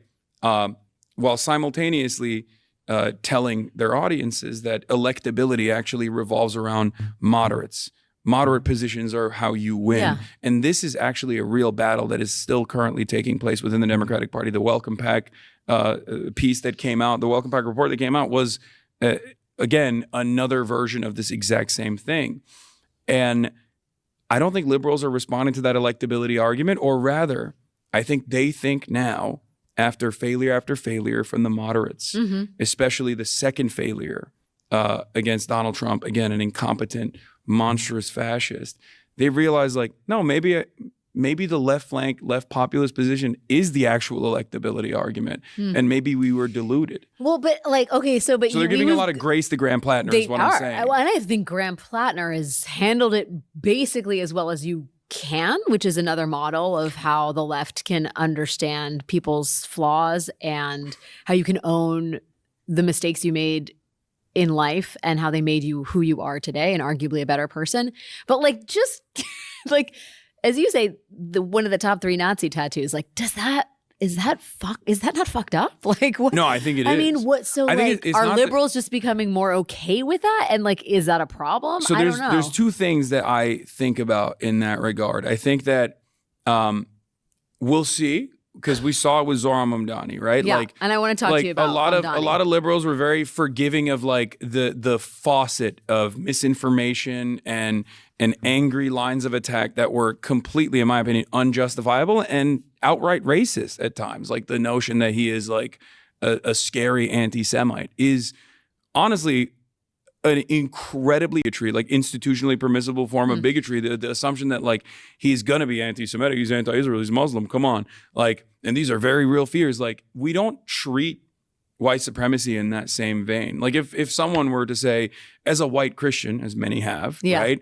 I think like desegregation is a real problem. I think that I don't want my children to live in a racial jungle. We would be like, okay, that's your problem. Like, you need to deal with that on your own. But in this circumstance, because, you know, Jews are also a marginalized identity in the United States of America, and there is a lot of historic violence towards Jewish people on the virtue of being Jewish, that there is this conversation that takes place where we place a lot of emphasis on whether or not there's this like broad majority of Jewish people that are truly terrified of Zohran Mamdani because he's seemingly or considered to be anti-Semitic. And I think that's genuinely a racist position to apply to someone like Zohran Mamdani. I think it's ridiculous. He's done nothing and said nothing that is even remotely anti-Semitic. And yet he staked out a position on Gaza that is comports, that is not in favor of what Israel is doing, but that does not mean he is an anti-Semite. And here, I'll give you an example. Sometimes I like to think about it as like, if Zohran was like a white Christian guy or a Jewish guy, and he was saying that, would these arguments stick? Yeah. Would there be this much? I mean, look at Grant Platner. He's a fucking totem tattoo. This is what I'm saying. And even then, people are like not even making that argument, right? Give him a pass. So my point is like, that is institutionalized Islamophobia. There's a big part of it. I don't like to talk about it too much because it's like a lot of people tap out when they hear that and they're like, I don't want to hear this. Oh, whatever. Here we go again. But the reason why I'm saying it here is that like we shall see if the liberals are more forgiving of guys like Grant Platner because he's a white dude and they think that is like the primary version of electability for liberals in general? Yeah. Or is it because he came out of the gate swinging with very leftist, like left flank policies, and that's the reason why they're forgiving of him? And I think the contest I'm paying close attention to is Abdul El-Sayed, a person who has none of the red flags whatsoever, another person that basically has an infallible reputation and has actually more experience in politics as well. He's run for the governors. He failed to defeat. I think it was Whitmer that he failed to defeat on a Medicare for All campaign, and he is the real deal, right? And he's also another early Bernie pick. He's also anti-Zionist. We shall see if liberals are just as forgiving of a brown guy that is running on a very similar campaign to Graham Platner without the Nazi tattoo, but he's a brown guy. Does that mean that it's like scarier? My point is a white dude with a Nazi tattoo. I think we know the answer, don't we? Well, I think we know the answer. No, I don't. As a brown person, I think I know the answer. No, I think that's defeatist, and that's I don't abide by that. I recognize that there's a hurdle, right? There's a hurdle. There's a higher threshold, but you can climb it, and you can make up for that higher threshold by instilling messaging discipline and then not stepping on any landmines to the best of your ability, and also just.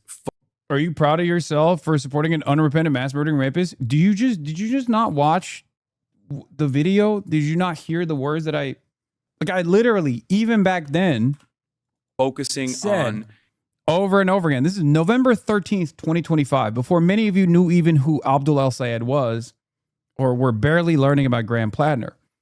where I say, look, this guy has a lot of red flags, okay?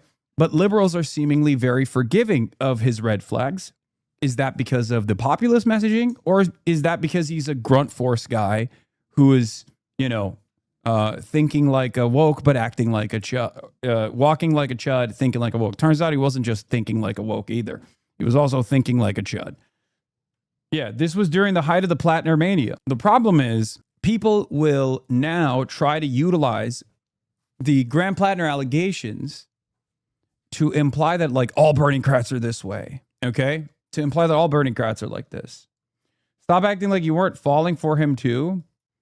I mean, I told you honestly and sincerely, given the information that was readily available at the time, that regardless of my scrutiny, that he was a far better candidate than Janet Mills, who was pro-Israel, and a far better candidate than Susan Collins, okay? Which is true. What are we talking about? But there's an amount, and there's also verifiable information. Like, for example, if there was verifiable information from his time at Blackwater, where he opened fire on a civilian car or something, or if there was verifiable information from his time in combat, and it wasn't pure conjecture or pure speculation on what he may or may not have done, right? That would be an entirely different conversation that we're having, or would have been having at the time, okay? The same goes for the previous New York Times reporting on him being from the same victim who, to the New York Times, said that it was unsettling versus verifiable allegations of rape. If new evidence presents itself, then I'm going to change my perspective. It's that simple. Is it possible we see Maine voters shrug it off like before? No, I don't think so. Especially because it comes with a faucet of red flags and heightened tensions from before. I don't think all of those previous allegations actually. I don't think those previous allegations actually make this less credible. I think it makes it more credible. It lends credence to the previous allegations all of a sudden, because this is not just a random accusation with no additional evidence. This is a clear-cut instance of verifiable sexual assault allegations. It's completely irredeemable. Platner's source of strength was that people passionately committed to volunteer for him. On his campaign Discord, people are sharing their feelings of betrayal, heartbreak, and resignation. He has lost his base. It no longer seems like a question of whether he will drop out, but when, and whether his campaign, by virtue of an overwhelming primary win, will be able to influence who replaces him. I would go so far as to say that the timing of this is maybe not even potentially a rat fucking, but instead the timing of this is most likely so that there's an opportunity to swap out the candidate for the Democrats. Like it lends even further credence to the fact that one of the accusers, the victim, Rasico, was someone who clearly is both wronged by Graham Platner, but was conflicted on revealing this information because there was like this higher priority in her mind that while she wanted to warn people about him, at the same time was worried about both the impact that might have on her well-being. Because when this happens, when things like this happen, obviously no one believes you. People attack you. Graham Platner was a very popular person at this point, like a person that has a lot of followers and a lot of fans. They're all going to come after you. You're worried about that. And then there's an even larger weight on your shoulders where you feel like you are now like in control over the Democratic Senate majority. Like, think about that. Like, that's huge. If this is, because when you are talking about the Democratic Senate majority, you're talking about potentially millions of people, hundreds of millions of people. Will the Democrats gain the Senate majority and be able to hold Trump accountable, be able to set up hurdles in front of Donald Trump? Like, that's a huge ordeal. That's why I was so critical of Jake Auchincloss for casting aside the Senate majority because he was worried about Graham Platner's perspective on Israel. It was fucking ridiculous at the time, right? Because that's huge. There are plenty of people I despise, even in the Democratic Senate, that I would never cast a vote against in order to build a reliable coalition against Donald Trump, to hold Trump accountable, right? Adam Schiff. I voted for Adam Schiff. He's my senator. He's a freak. He loves Israel. Not a great Democrat at all. And I voted for him. Why? Because you have to have some level of accountability against this administration. It's just something that you do, you know? Being part of the military is a red line and war criminal of itself, as soldiers are actively part of the institution. The only way that can be supported is repented, and if they've renounced serving and advocate against it. Same with the IDF. Yeah. Okay, that's your standard. I have a different standard, okay? Like, no, being a part of the military is not a fucking red line, dude. And it's the same for IDF as well. I've already said this. It's entirely dependent on how you maneuver this landscape, okay? Yes, I get it, dude. You think everyone that's a part of the American military murdered children personally, directly. They ate the babies. I got it, okay? If we're having a conversation about the institution in and of itself, about anti-imperialism in and of itself, that's an entirely separate conversation. I hate having this back and forth with like 8 to 11 people that maintain this supposedly quote-unquote principled stance when we're having a conversation about fucking elections, okay? Please. This is a totally separate conversation. Okay, you're brilliant, you're morally righteous, you're pure.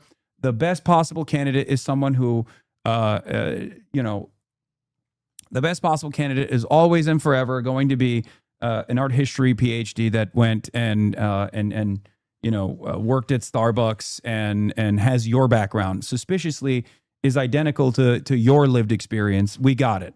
Someone who has spent most of their time reading theory. It's no person who has ever been a part of the American military is ever redeemable. You got it. Thank you. IDF is crazy. You can't put purity politics, that shit. Yes, I can. And I have. I've literally interviewed people who have served in the IDF. Anti-Zionists. Now anti-Zionists. And you have too. You just don't know it. Okay? If you've ever read, for example, any Israeli new historian, with the exception of Benny Morris, you have read the works of prominent anti-Zionists who served in the fucking Israeli occupying forces. Shut the fuck up, okay? Please. I've never wavered on this principle that someone's past is only indicative of who they are as a person now if it corresponds to their current behavior. Okay? Norm served in the IDF? No, Norm is an American. He's not an Israeli. He's not a new historian. Anyway, yes, Avi Shleim, Ofer Kassim, who then became a conscientious objector. Initially, I believe Ofer Kassim was a paratrooper. Became a conscientious objector who refused service. Avi Shleim is another Israeli historian who is a prominent anti-Zionist, a part of the new historians who uncovered. Take the 4K ring off your finger next time you read Imperialism, you dog, says monastic servant. Which is the 4K ring? You're hallucinating. Again, if your first inclination is how do I make this about a fucking Twitch streamer, you're a moron. I guess he's talking about the cock ring. Anyway, but yeah, the comparison here that I made was between Graham Platner and Abdul Sayed all the way back in November 2025, where I, had my skepticism, my scrutiny, and still maintained a position that he was far better than Janet Mills, given the positions that we knew, okay? But what I said at the time was, were people in love with Graham Platner because he's a white guy, or were people in love with Graham Platner because of the policies? That remains to be seen, because the very same people that attack Graham Platner, who are now feeling vindicated, are still attacking Abdul Sayed. As a matter of fact, something very strange happened yesterday to one of my prominent haters, Sarah Longwell, who said, does anyone have the Sarah Longwell quote from yesterday? Or was it Sarah Longwell? It was Sarah Longwell, right? I think. Oh, no, it was Shannon Watts. It wasn't Sarah Longwell. I apologize. It was Shannon Watts, who said, I will never support any candidate who proudly campaigns with Hassan Piker, to which Deep responded with, this is an endorsement of Graham Platner. To which she responded with, Yes, Graham Platner is better than Abdul El-Sayed. Something along those lines. Shannon was, not Abdul El-Sayed.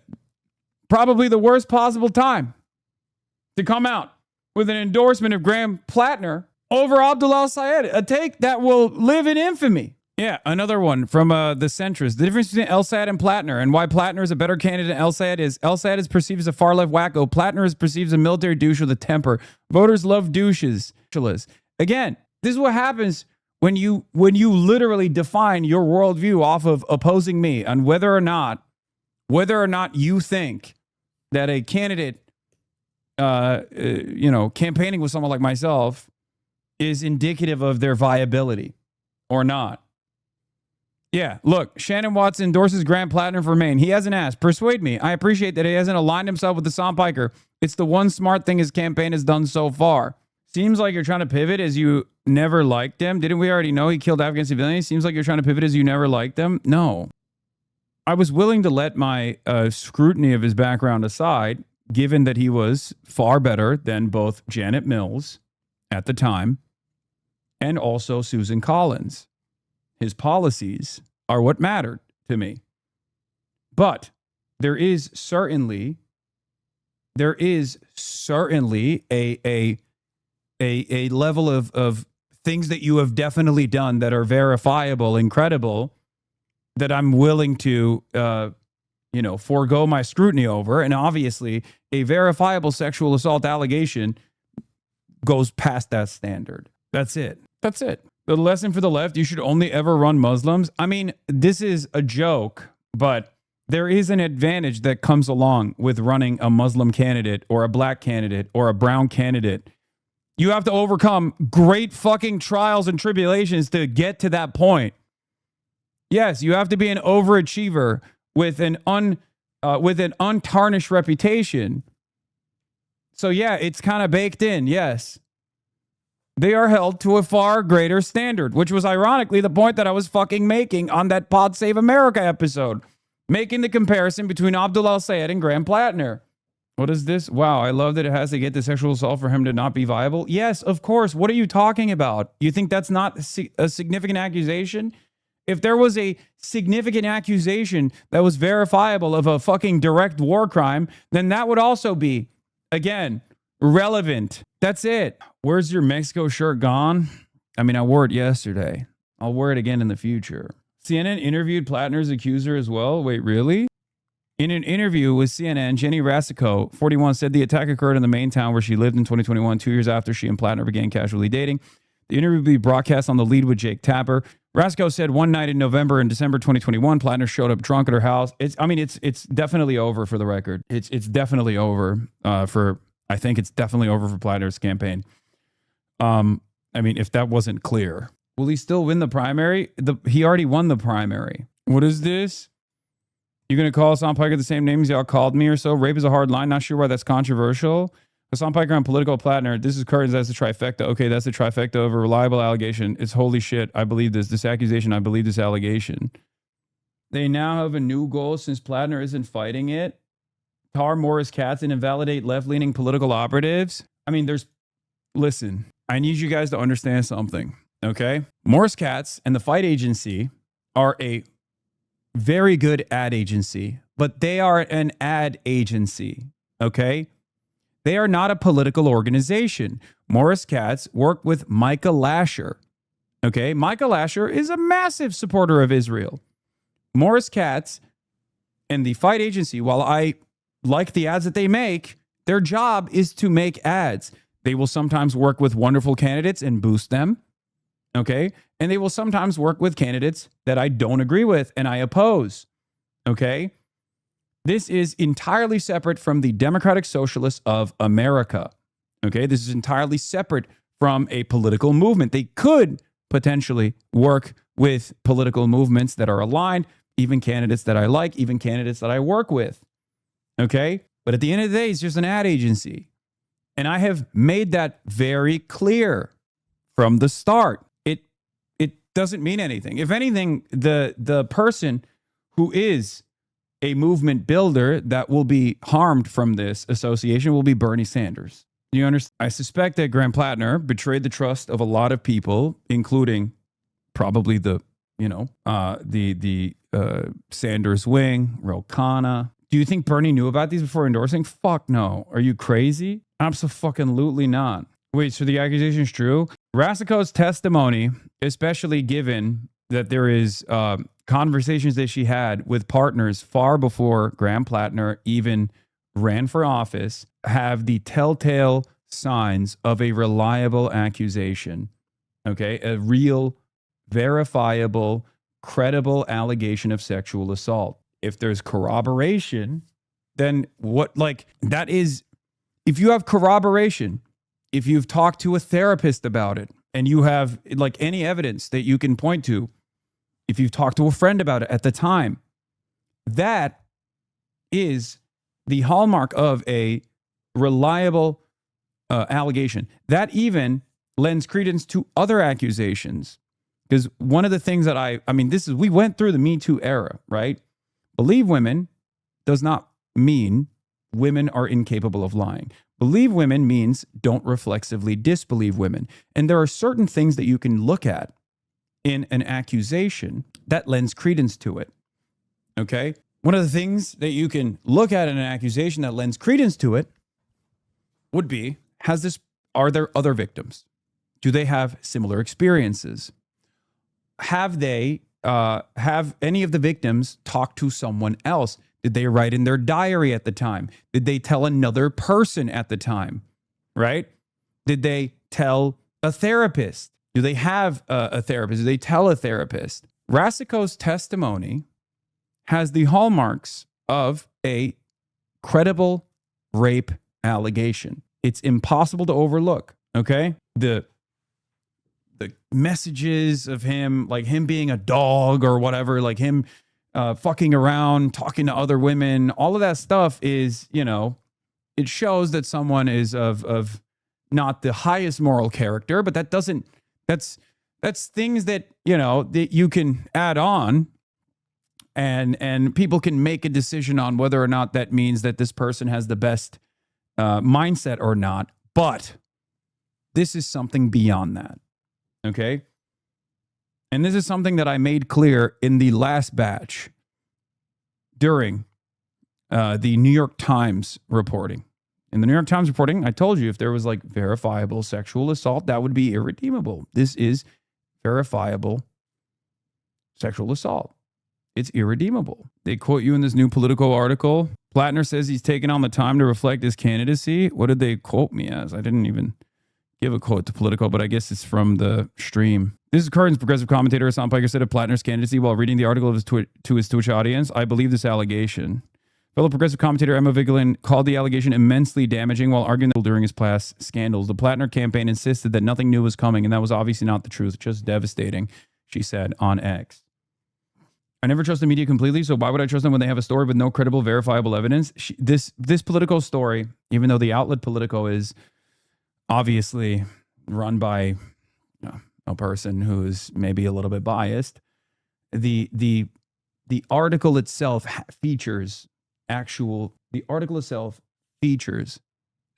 reliable evidence. What is this? If you're going to start listening to women in the party, then stop listening to this vile misogynist who insists that we all blindly support an unvetted, unqualified, untrustworthy man.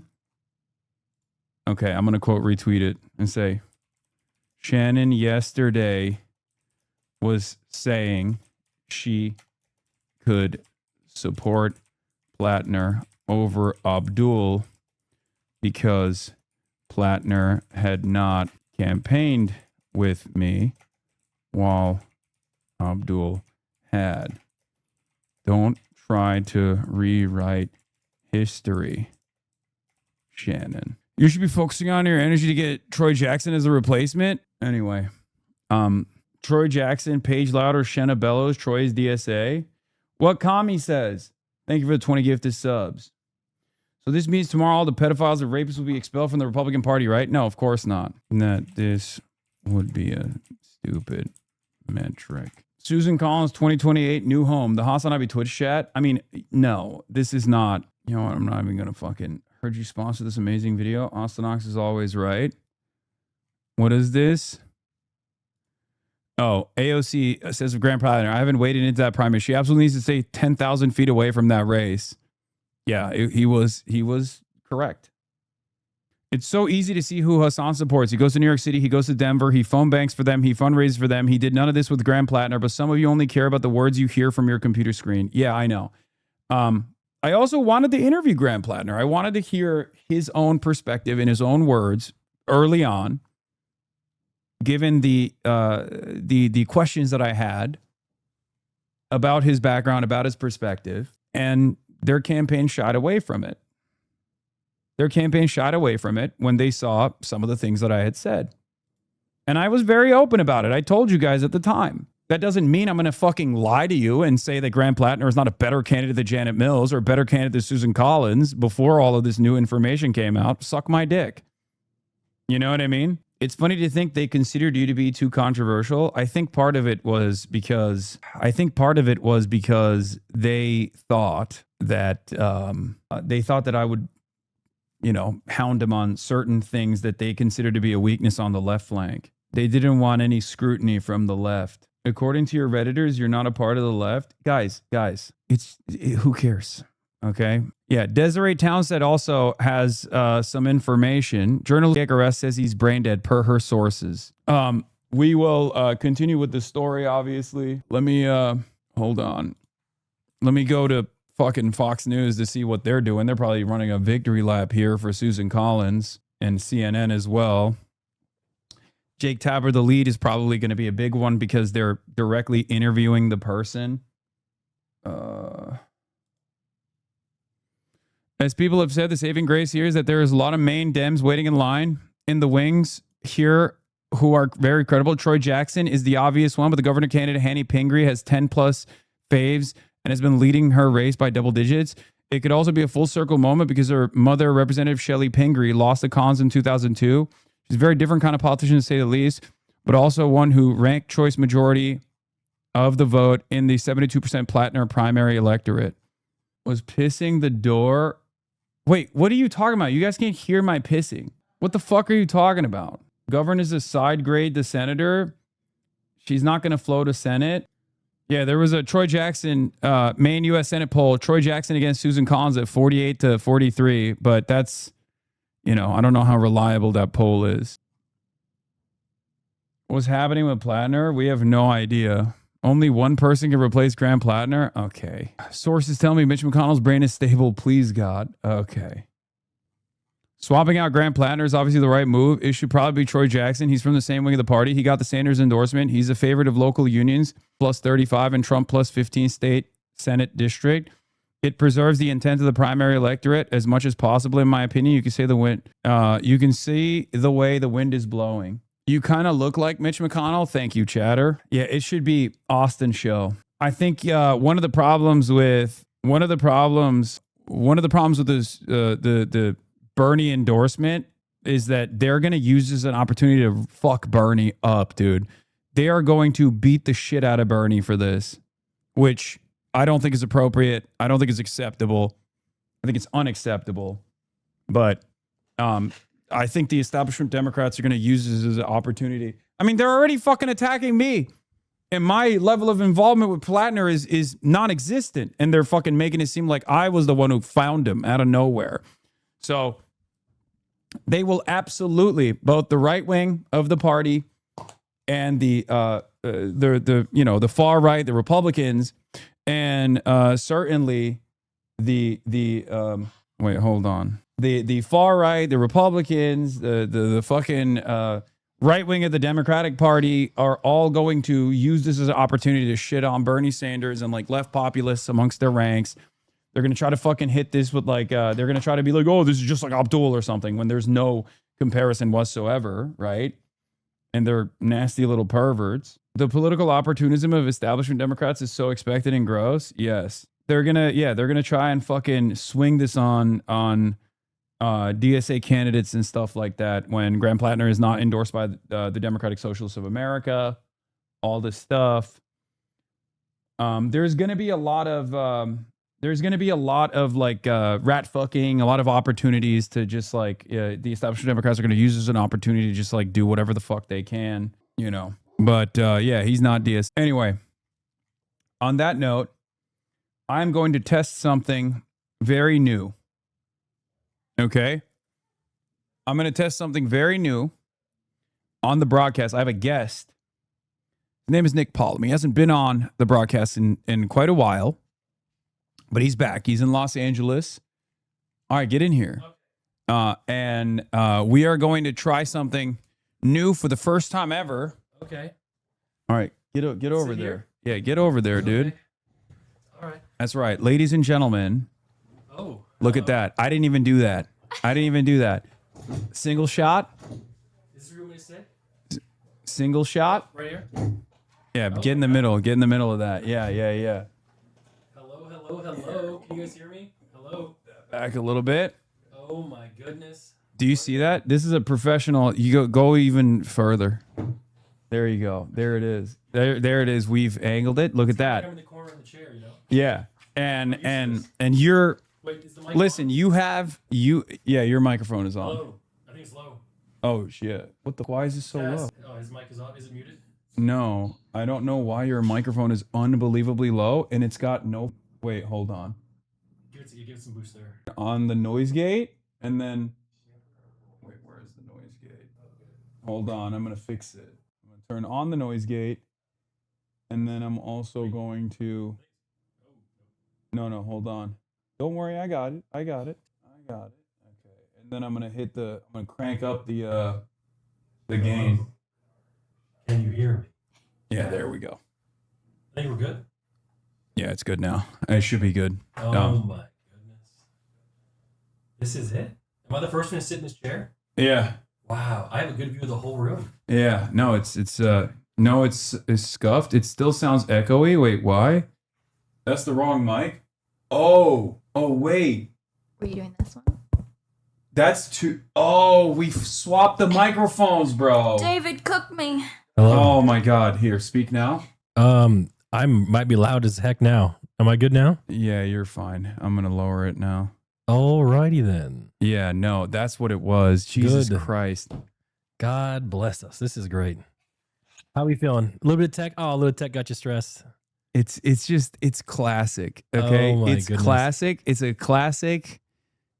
a classic job Yeah. from, I got a team. Yeah, I was talking to him. Okay. I got a team and they're, sometimes they God bless them, as Joe Biden would say. Yeah. Anyway, how professional is this? Look at this. This is like a professional conversation that we're having. Yeah. Well, yeah, it feels like it. Yeah. Got the nice colored This is mics like here. so. What I'm trying to do, and you're the consummate professional when it comes to, obviously, he's still too quiet. Wait, really? I lowered his audio. Maybe that's why. Wait, Maybe better now. Test. Okay, Usually I use the word anal, but yeah, maybe not this here. should be fine now. Yeah. Yeah. Okay. So he sounds muffled. Wait, really? Uh-oh. He sounds muffled. Gain too high. Oh, yeah, maybe because you cranked the gain, maybe put it back at 65. No, that's not. That's no. You sure? Hold on. Let's see. Hello. Oh yeah. They're trolling. No. Your gain is high. As long as we shouldn't be peaking red. Test. Yeah, but I peak red too. Really? I crank it. Can you hear me, Chad? Yeah, you should be fine now, but you should be a little bit lower. Wow, you use the old school activity feed. Yeah. That's crazy. Wait, what do you use? I mean, there's a independent Stream Elements has its own special app, but it is what it is. Could use. Oh, I don't have Stream Elements. See, Streamlabs. They have an app too. Oh, do they? I don't use any of the apps. I raw dog it. OBS. You do. This is old school. It's good now. Yeah. Oh my God, I'm back home. Yeah. This is Noise where I gate was is born. weird now. Crank it up, turn it up. Noise gate is too crazy. What? How? It looks the same as. I actually hate that mixer, by the way. It's so tricky. Yep. Not a big fan. Wait, what the is this? Is this working? No. Chat, you should spam as hard as you can because it will fix the problem with your energy. Yeah. Of course. I don't know how to fix the threshold from here. Maybe I do need I don't know. I mean, it should be fine. Is it good now? They keep saying audio is good, but I never know. Cut corner Paulum. Yeah. Anyway, last time you were here, yes, you got into a lot of trouble. I always get into trouble, but you were also a participant in the trouble. Yeah. An unwitting participant, because I told you about my opinions, and there were plenty of opportunities for people to like clip super short bouts out of out of People love doing that, by the way. Yeah, they do. They do love doing that. You have a clip here that I'm going to be looking at real quick. Oh, God. Is it of me? Wait. Yes, it is of you. Oh, here it is. Yeah. So this was literally this is earlier today. The problem is the haters seem to be the ones that watch them the most. So you'll watch an 8-hour Hasan stream, hate him, clip him 1,000 times to Twitter, but you're helping him by watching him.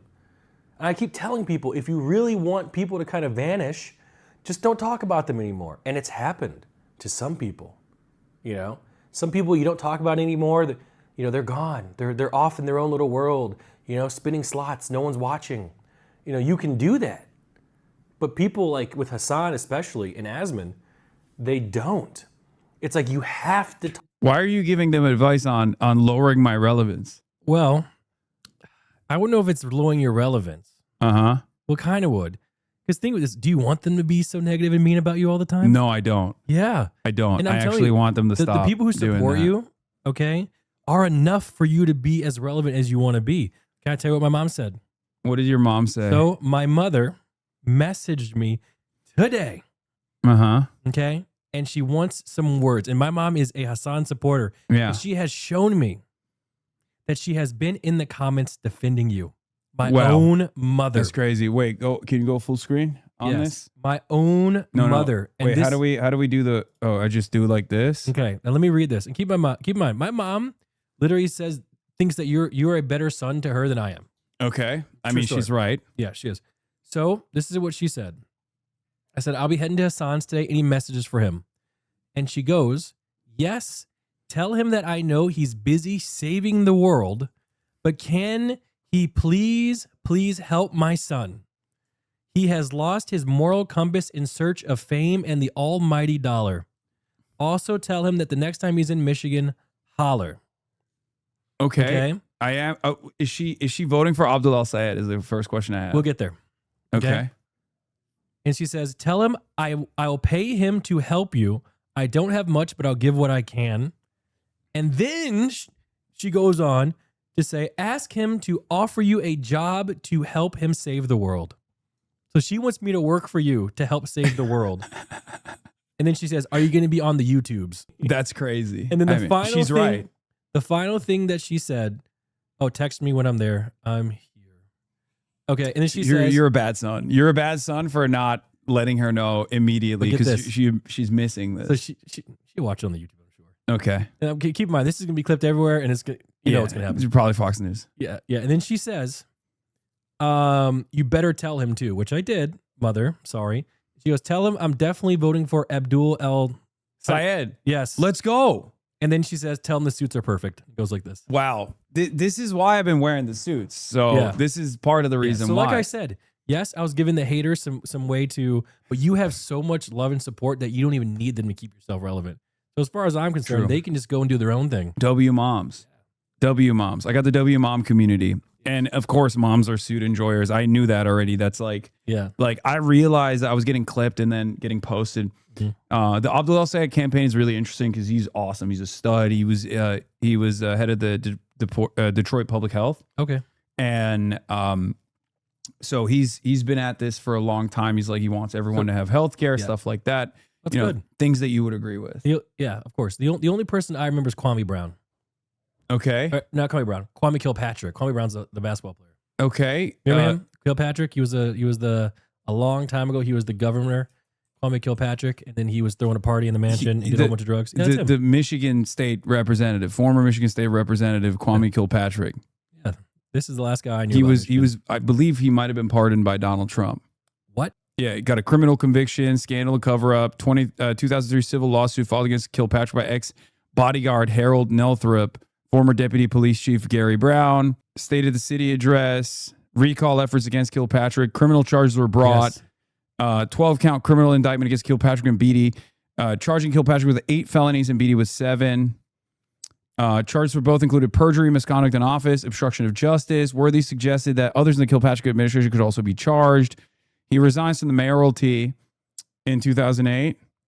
This is the last guy I knew that was anything political. He had his commutation of sentencing in January 20th, 2021. Wow. Why did he get pardoned? He commuted Kilpatrick's sentence with less than 12 hours remaining before the end of his first non-consecutive term. The White House statement on the commutation of Kilpatrick reads, Mr. Kilpatrick has served approximately 7 years in prison for his role in a racketeering and bribery scheme where he held public office. During his incarceration, Mr. Kilpatrick has taught public speaking classes and has held Bible study groups with his fellow inmates.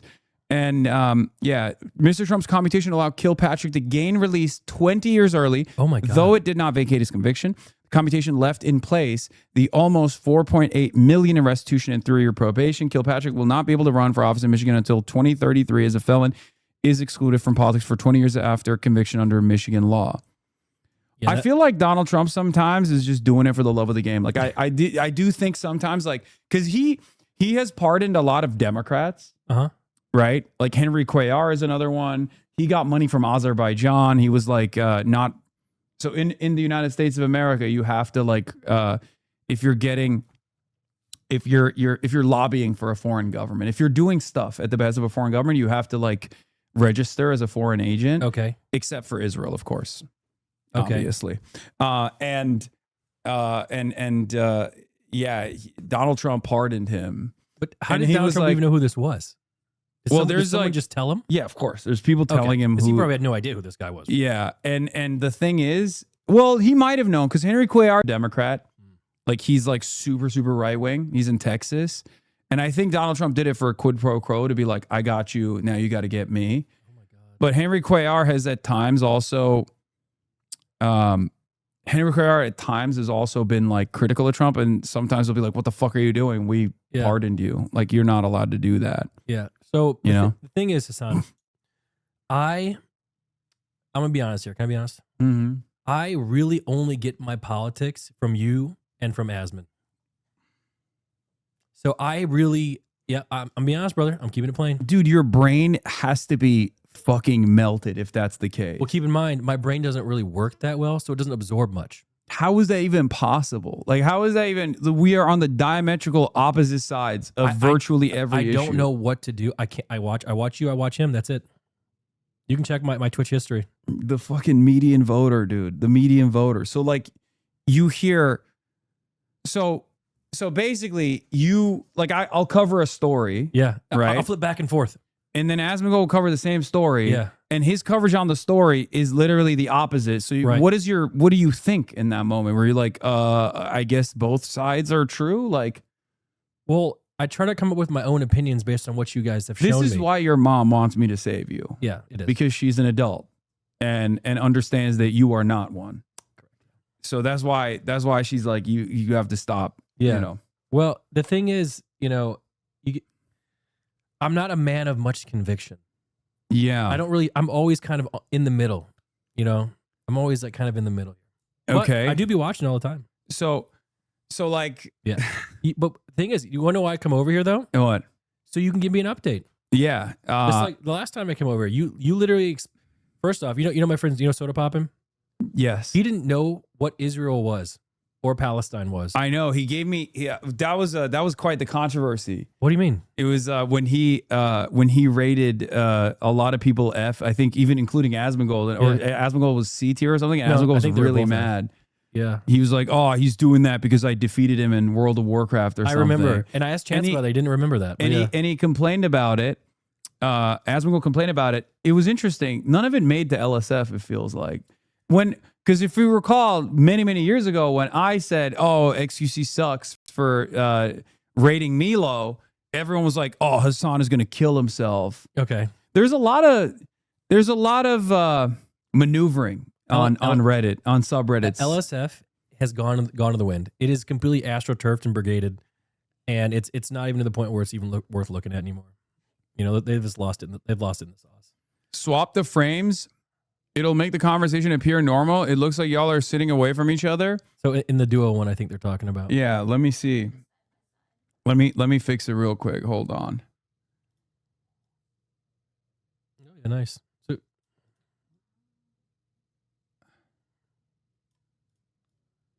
it doesn't. It looks like we're facing away from. You have to invert your camera now there. Specifically. Yeah. Okay. That's true. Wait, no, that's not true because you look at me. Because you talk, you look at me, right? Yeah, but you look fine. See? wait, will it? No, it won't. Look at Oh, me. yeah, It's it good. does. It does work. Okay. All right, let's see. Let's do it. Hello. Yeah. It Is that works. better? Did this work, chat? The problem is these angles aren't symmetrical. Like Yeah. I'm sitting perpendicular to you, so no Yeah. matter what happens, it's gonna look kind of weird. I know, but well, this is the problem with like trying to do we're working on it. Mm-hmm. I'm gonna have a like we're gonna do a revamp of the studio. Yeah. So that I can have like a like a real news broadcast, basically go from like doing straight to camera, single cam to like having guests on, and then it's God. gonna be. So how do you feel that you've kind of like evolved past Twitch now, and you're kind of like a real person? I mean, it makes sense. Yeah. But I liked it. I liked being in both spaces. I like being in both spaces where I could do like, fun shit, go to like a phase party or something, you know what I Can't mean? do that anymore? I mean, I still could, but I have definitely collabed less in the last year or so, in the last couple of years, because like I think when people, I mean, every streamer is a brand. Correct. Right? Every streamer is a fucking brand. And with that comes a lot of responsibility, or like a lot of financial interests in not rocking the boat. So like from the perspective of the average Twitch streamer who doesn't know a single fucking thing about politics or credibility or credentials, they literally look at someone like myself and go, oh, this is a guy who rocks the boat. This is a guy who's not brand friendly. Yeah. They don't think like, oh, do I agree with his worldview? Do I...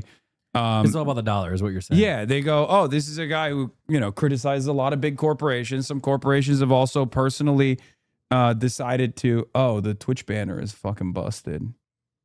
Wait, why is there a Twitch banner? Oh, because it's on a scene. Wait, hold on. When it's layered, it gets complicated. Yeah. Well, how the fuck do I find the scene? There was a clean one. No, that's your single cam, but this is like this is the guest single. Did he hide them? No. Why is there a fucking? How did he do this? Oh wait, it's right here. All right, I got it. Hold on, I got it. Boom, banner's gone. All right, hey, you did it. Yeah. Good. Yeah, working in. By the way, what? So my mom is watching, and she's Okay. talking about me working for you.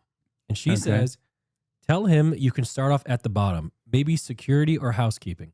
You are not good at either of those things. How would you be able to do either of those things? You would be terrible at both security and housekeeping. It's what my mom wants, man. I don't know what you want me to tell you. Like, obviously, it's not my strength. Yeah, you're the. Yeah, You know, that it's- would be dangerous for me. Like I feel like I would. I'd be on LSF. I'd be and something would happen. It's looking. Yeah, post up all I'd be account. compromising myself. Oh my goodness. Yeah, take Nick on the campaign trail. Yeah, no, that's not. Why? Why not? There's no Is it shot. dangerous? Well, you are great with tech. Yeah. That's true. Yeah, I can fix. You any could tech. do it. You want to be my camera guy? I mean, honestly, I could if you really need me. I already was at the last DreamCon. that's what I mean. That's what I mean. You want to be? I can Yeah. bring you around. Listen, Well, I'm I down. am going to go to Michigan if you want to come with me. Yeah, that would make my mom so happy. She only really wants a few things from me in life. She wanted me to go to prom with a black woman, which I did, and she wants me to help you save the world. Okay. So those are the two things. All right. So I might as well. All right. I might as well. Okay. Yeah. We'll think about it. Is We'll it a lot of consider it. walking? I'll send you. Yes, there's gonna be a lot of walking. You did it. You did it at DreamCon. You could do it again. I'm in so much pain. You did it at I'm in DreamCon. so You could much do pain. it. Yeah. Hold on. Let me flip the fucking screen back. Boom. Okay. This is better So- for now. So I'm here, and I like to come here once in a while to Uh-huh. get an update on the politics world. Mm-hmm. What have I essentially missed? Because you're talking about midterms. That stuff is way above my pay grade. You mentioned Yeah. people I don't even know exist. So, So what have so I the midterms missed? are happening, Yeah. right? Where Which are what for the uninitiated? Midterms. every 2 years you have congressional representatives in the House of Representatives and some people in the Senate come to the end of their term. Okay, because they have in the Senate, they have a certain timeline, certain years, a certain amount of years that they have, that they're in office. Do they? And in the House of Representatives, every 2 years. Hasn't people like Mitch McConnell been there for like 85 years? Yes. So how's that a thing? So so Senate term's 6 years. So he's done it for consecutive terms. Jake Tapper mentioned you just now. Oh no. Anyway, we'll talk about that in a little bit. Speaking of which, by the way, Mitch McConnell might be brain dead. What? Yeah. Is that news? Yeah, that's new information. I thought he was already kind of getting by. Yeah. He was barely holding it together.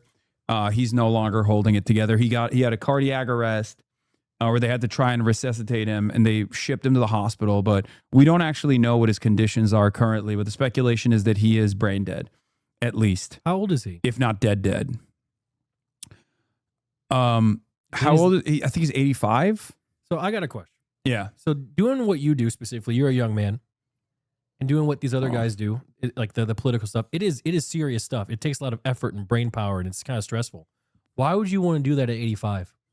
Why not just go hang out on the beach Mitch McConnell's job is not as stressful as mine. Is not. No, fuck no. Being a senator is very different than really. Don't they have to know what's going on? Senators have a much easier job than most human beings. Really? Yes. What do they do then? Yes, because okay.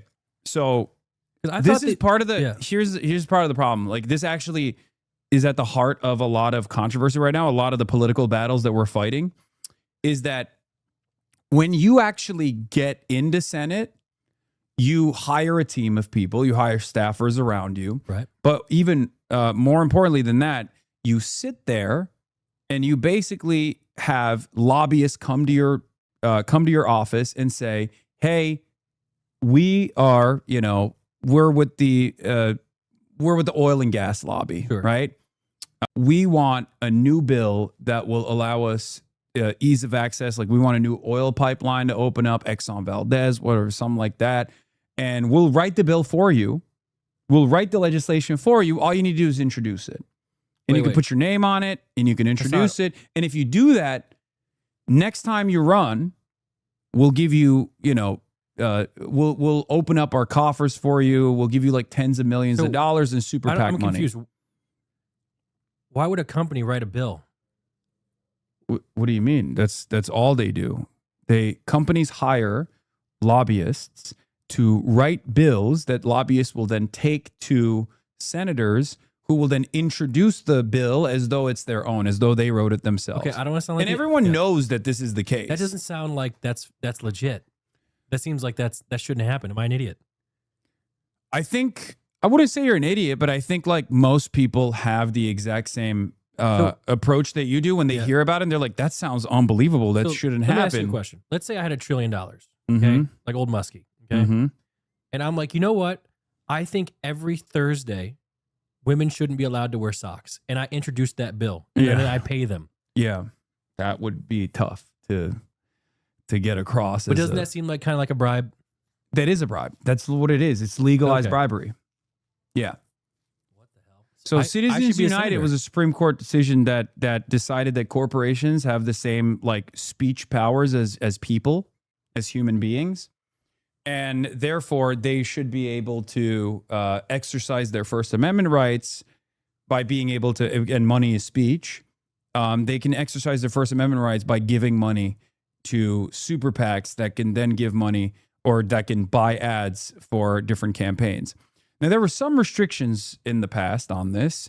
There was this like red line that a super PAC that can get unlimited unlimited donations, and also hide who they're getting their donations from, could then set up and say, we are the Friends of the Oil Industry PAC, right?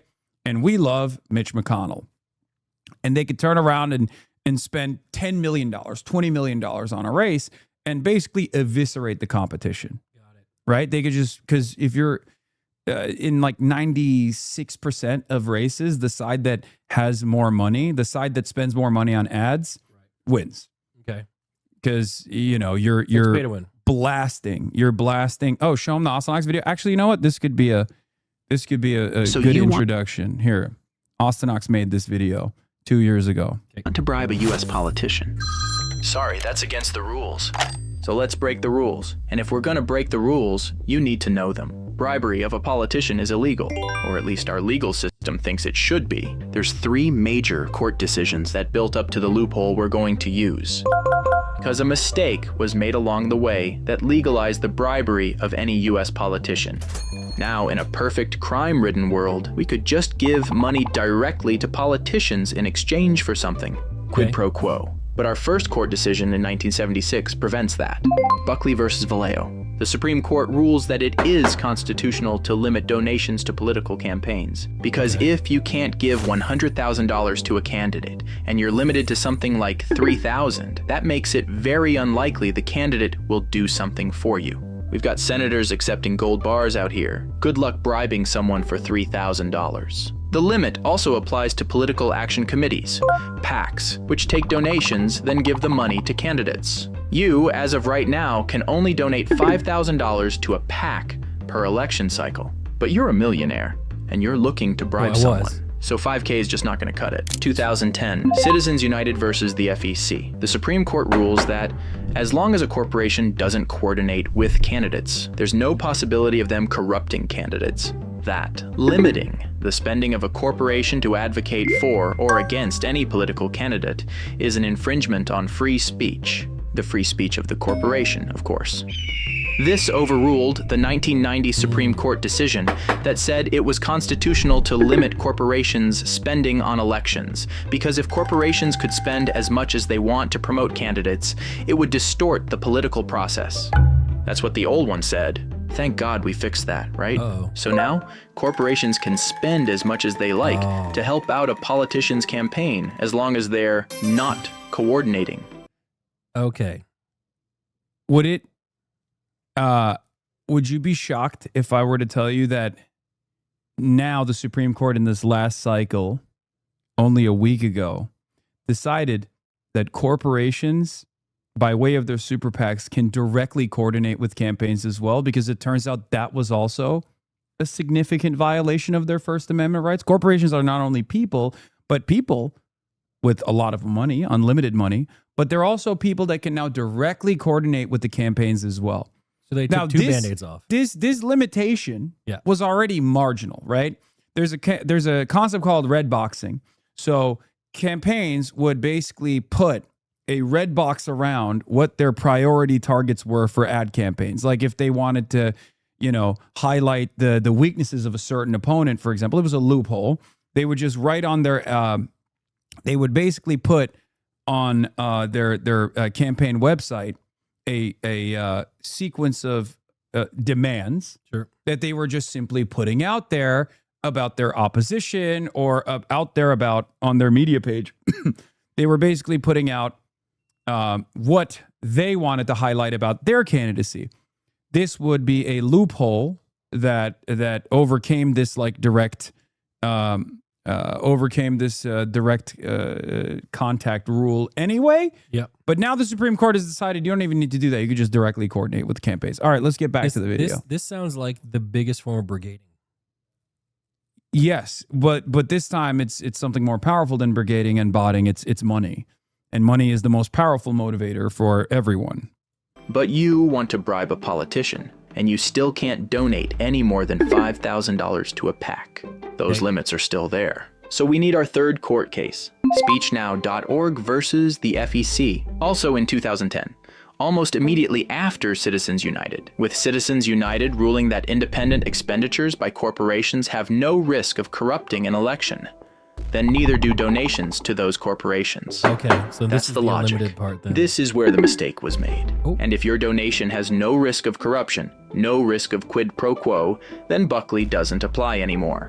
It's unconstitutional to stop you from donating as much money as you want to a corporation, and it's unconstitutional to stop a corporation from spending that money on their own. Important note, this wasn't a Supreme Court ruling. It never reached the Supreme Court because the Attorney General didn't think it would be important. So, if you set up a political action committee, but it doesn't coordinate with any campaign, any candidate, people can donate as much as they want.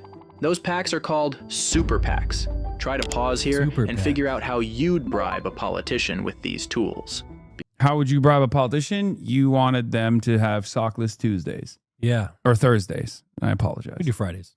Sockless Fridays. Yeah. Okay. That's what you would do to bribe a politician. Well, if that's what I wanted. Okay. Let's say like I had a nail polish company. That's how I made my billions. Mm-hmm. So everyone wanted, they want to have their feet out. So they want to make it look good. Yeah. Pay for nail polish. Okay. I thought you were going somewhere pervy with that. It turns out you had a financial acumen behind this You said decision. it's all about the money. That's where, Yeah. that's where I've been. Okay. You know, I'm down a lot of money after the Maybe divorce. it's a twofer where like Yeah. they're also, Dogs Out Friday, you get to see the dogs and you get to make money on I'm the a little side. bit different. I only see Catchy's feet now. There's no other. No, Okay. I am like this. Okay, that's good You know to know. Catchy, right? You seen her? Yes. Yes, I have. All right. All right, let's get back to the video. Yep. Because now it's easy. All you need to do is promise that politician you'll donate $100,000, maybe There's a no million. Just not to them. You'll donate it to the super PAC that's running ads to advocate for them. All they have to do in exchange is give you a favor once they're elected. You know. So you as an individual Yeah. can only donate $3,500 now. Right. And you can do that for the primary, you can do that for general. So the technical max out is $7,000. Okay. I have done so for many candidates around the country. But that's the limit. But you can go to the super PACs. But if I were to go to a super PAC, for example, I could give unlimited amounts of money to a campaign.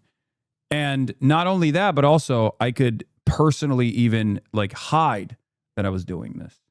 And many people do. It's much more difficult to figure out who is giving money to certain super PACs. Some super PACs don't, like dark money. Super PACs refuse to disclose and don't have the duty to disclose who's giving them money. You can be an anonymous donor. So my question is, okay, let's say you give the money to the super PACs, right? And you expect a favor later. How do you guarantee you even get that favor? Because once again, money talks. There has been really funny moments, though. There are some Democratic politicians that have actually received money from AIPAC and AIPAC shell corporations. AIPAC is the American Israel PAC. That is the Israel, like the famous Israel lobby. Yeah. And they have actually received a lot of money from their shell corporations like UDP, United Democracy. What is it? UDP is the United Democracy Project. Okay. Sounds great, right? United Democracy Project. Who doesn't like democracy that is united? Well, it turns out, wrong. That's actually an Israel shell corporation. It's a way to funnel funds from pro-Israel donors to candidates without having it be known as an Israeli foreign lobby organization. What does it do it on its day-to-day? It's a money funnel? Like, do they do stuff? Yeah, it's a way to connect Okay. big donors without any impediment with candidates. And you said candidates that will then deny the wishes of the majority. If the majority of the public is saying like Israel has done a genocide, Israel's an apartheid state, we should stop giving them weapons. They're using those weapons. We should stop spending tax dollars and arm shipments to this country that's like murdering children with it. We should spend that money here on U.S. soil fixing the fucking potholes, right? Like that's what you would think. Right. Well, politicians are less responsive to those demands when they know that their reelection chances are coming from money that is pro-Israel money. Man, dude, this sounds like an absolute clusterfuck. Yeah, this is at the heart of you why you cover this stuff every day. I do. Yeah. It doesn't wear you down. You don't get like tired, like damn, this is a big ass hole. No. I mean, someone's got to do it. That's right. Yeah, someone's got to fucking do it. Noise Gate's clipping Nick again. Fuck me. Oh, maybe I'm too far away. Yeah. Better suck now? on that Noise Gate, dude. I forgot that we got to be right in here. Did you hear what I asked yet? I asked him if he ever gets tired of going after all this stuff. You know, like. Wait, hold on. I think I might have been able to fix your Noise Gate actually. Hello. Hey, Austin. Hold on. How you doing, big boy? Noise Gate.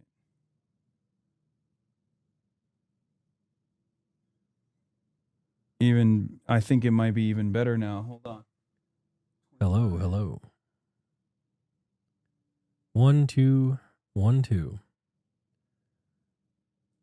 LA's good this time around. Actually, I had a great time so far. Sounds good. Okay, it should be better now. Perfect. Yeah, I changed the threshold on your noise gate. Okay. Yeah. Yeah. All right. Let's finish this video. I forgot. Something for something. And because the courts have declared that this could never, ever possibly cause corruption, you're in the clear. That is how our elections function, and have been since 2010. Now, to any normal person, that's a clear mistake.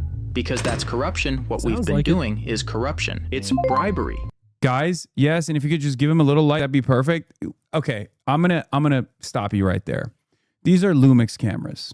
Okay, these are Lumix cameras. They're fixed, and we have one fixed lighting sequence for multiple different camera angles. This makes it unbelievably difficult. This makes it unbelievably difficult to make sure that we have the exact same lighting all the fucking time. I got it. Okay. This is good. I'm here to learn. You know how this fucking works. Yeah, It's not like this is not a like. There's nothing I can do about it. Is that a fan emote? Okay. What is that? No, it's Morgan. It's Frogan. Frogan's name is Morgan? Yeah. What? Yeah. Nick's solo cam shakes like crazy when you touch the desk. Like, bro, it's an earthquake. Okay, well, we'll fix that as well in the future. But for the time being, you just got to ignore these issues. Your guest needs a little bit more makeup. Come on, man. Bro, this is what I look like. Like, I don't know what to... Wait, what do you mean more makeup? I don't have any on. Wait, are they saying that I'm cute? What are they saying? I don't know. I don't know what they're saying. Oh, my goodness. But I love having fucking 33,000... people giving production notes. It's really, trust me, I've been doing this for a long time as well. Yeah, it's brutal. It's the best. It's the best. I love it. They know so much better than I ever could. And it's crazy that they just don't. I'm just so fortunate that they're constantly giving me this sage advice that I have not been able to figure out on my own over the fucking 10 years that I've been doing this. Oh, goodness gracious. Yeah. Did the mic peak? If not, that was actually some text that... No, it definitely peaked. I peaked it on purpose. Oh, shit. Wait, do you still swear? Yeah, I do. Okay, good. Yeah, I try not to. I try not to swear, but I do. Oh my goodness! So give me a quick rundown. Like, what is the political climate looking like? Like what's like? I saw this thing about Trump talking about soccer, and he like messaged FIFA about the Balogun is a striker for the American team. He got a red card in the game, in the previous game. Yeah, I saw that because he stepped on a dude's ankle. Yeah. And then in the VAR in slow motion, they looked at it and they were like, that's definitely a red card. That's like red card worthy. And obviously everyone was like, fuck that. That's bullshit. And then Donald Trump called the FIFA president Infantino, who's a very corrupt guy, famously a very corrupt guy. Okay. And he said, you know, what's going on there? Because when you get a red card, you don't just get ejected from the game. You get suspended from the next game. Huh. So basically, they didn't suspend. They didn't like take away the suspension. They pushed it back 1 year. So they didn't even go back on the decision to say like, oh, this decision was wrong. They found a loophole. They found a loophole to basically. They found a loophole to basically say, yeah, we'll just suspend him a year from now. And is that because Trump called him? Because I saw him talking about this conversation, and I don't know if it was AI or not, but he actually did call them. He did, yeah. Wow. No, he openly admitted to it. I thought they weren't supposed to talk to the countries and stuff. Yeah, no, it's Trump. He does whatever the fuck he wants. He's corruption maxing. Oh my goodness. Yeah, that's just how it is. That's absolutely anyway. Let's finish this Buckley v. Vallejo. It's let's finish what the this law and then intends to prevent. You'll There's be no woke. functional difference if the money you donate is going to a PAC or to the campaign. As long as it helps the candidate, you can use that to influence them. Quid pro quo. It's a clear oversight. This is why most of the spending on modern campaigns doesn't come from the campaigns anymore. It comes from super PACs funded by the rich to buy politicians. The solution is putting those donation limits back, and they can be, once the Supreme Court overrules the court that declared these limits unconstitutional. But until that mistake is fixed, this is your up-to-date guide on how to bribe a politician. Wow. Yeah. So that's what it is. It's just pure corruption. If you're ever wondering, like, why won't politicians advocate? Why won't politicians advocate for good things, like things that would be beneficial for a lot of people, things that like seemingly there's a lot of appetite for? Well, that's because the corporation is out there making money, and they're giving some of the money that they make back to the politicians to make sure that they put the interest of the corporation over the interest of the people. That's why we don't have really good public transport here, because of the car lobbies. That's a big part of it. Yeah. Speaking of corporations, 5 super PACs have spent a combined $32 million to back Haley Stevens, who is now the opposition to Abdullah Syed, your mom's and my preferred candidate. Michigan? This is in Michigan. This is for the Senate run. There's $32 million to back someone else. $32 million have been deployed in Haley Stevens' direction, including 2 of the groups that are tied to AIPAC. And this is in a primary. This is like historic amounts of money being spent. Like, to juxtapose that with the UK Conservative Party, in the entire year of 2024 in the general election, the UK Conservative Party spent $31 million. So this is just one primary out of 50 likely seats. Okay, one fucking primary. So this 32 million goes Or in 100 goes in likely like seats. ads, What? like ad campaigns and stuff, like the ones you see on TV. Is that where that money goes? Yeah. They will buy ads. One of them was actually attacking Abdul, calling him a sexist. They're AIPAC, the Israel lobby, obviously doesn't want to run ads being like, we're the Israel lobby. This candidate really loves Israel. This candidate doesn't. You should vote for the candidate that loves Israel. Because everybody is like, why the fuck would I care about this? Wait, what does Israel have to do with Michigan? Great question. Great question. I'm not gonna lie. I grew up in Michigan. Oh, you got a whole bunch of gifted subs. Oh my god. Yeah. What Kami says, thank you for the 50 gifted subs. There's a golden Kappa train that just initiated. That's why. Oh, because I grew up in Michigan, and I'm gonna be honest. I went to a school called Oakland University. I had a 3.0 GPA. I didn't even know Israel was even related to America. Like, I didn't know we even had a relationship until like maybe 3 years ago. Yeah. Yeah. No, a lot of people are like no you. clue. A lot of people are just like you. They don't know. They don't know that America has given Israel $380 billion in the last 80 years. Did you know that? $380 billion, Nick. For what? Weapons, defense. Wait, is that my tax money? Yes. Yeah. Where do you think it's coming from? We go to work. Have it back. We pay our taxes. Oh no, dude. Okay, we go to work. We pay our taxes. The government goes, you know where I could use these taxes? Where? On Israel's defense, so that it can go like the Iron Dome. Like the Iron Dome. Yeah. Yeah, that's so the Iron Dome is a dual contract too. So it's both American research and Israeli research that went into it, and we make all the missiles, the Tamir interceptors for the Iron Dome, and we still send them that. Barack Obama on the way out gave Israel a memorandum of understanding that allowed Israel to take, on top of all the money that we had given to Israel thus far, $10 billion. Or no, more than that, actually. I believe it's like $3 billion a year for 10 years. So now it's not even $10 billion. It's like 30. Yeah. And that was just straight cash that we were giving to Israel so that Israel could take that money and then purchase the Tamir interceptor missiles that we were making for Israel. Okay, So we were also giving $3.8 billion a year. Sorry. What do they give us back besides buying our weapons? Nothing. That can't be true. No, literally. They are a reliable ally in a resource-rich region. So they're an unsinkable aircraft carrier. Do we give money to other people? Yeah, we give money to a lot of people, but nothing like Israel. Not that much. And no one. The only other country that gets as much money or has gotten as much money is Israel's neighbor, Egypt. So that we can keep. We give money to Egypt? Yes, so that Egypt stays stable. There's different ways that we give money, by the way. There's like USAID and stuff like that as well. But like we keep Egypt stable. It's currently under basically a military rule. by this guy named Sisi, and we keep giving them money so that we can make sure that this the other side of this important logistical choke point is controlled by an ally, a country that is at least aligned and relatively stable.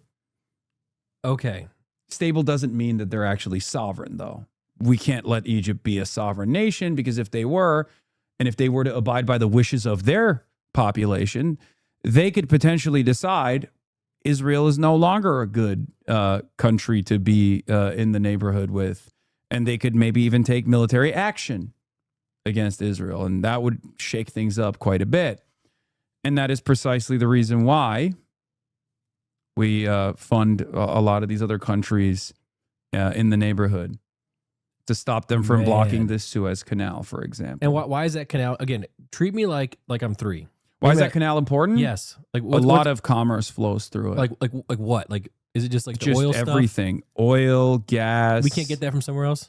I mean, no, that's like a easy route. Okay. Oil. Otherwise, you would have to go through the Horn of Africa, which would make travel a lot more costly. It would be a lot longer of a We trip. can't just get it from Canada?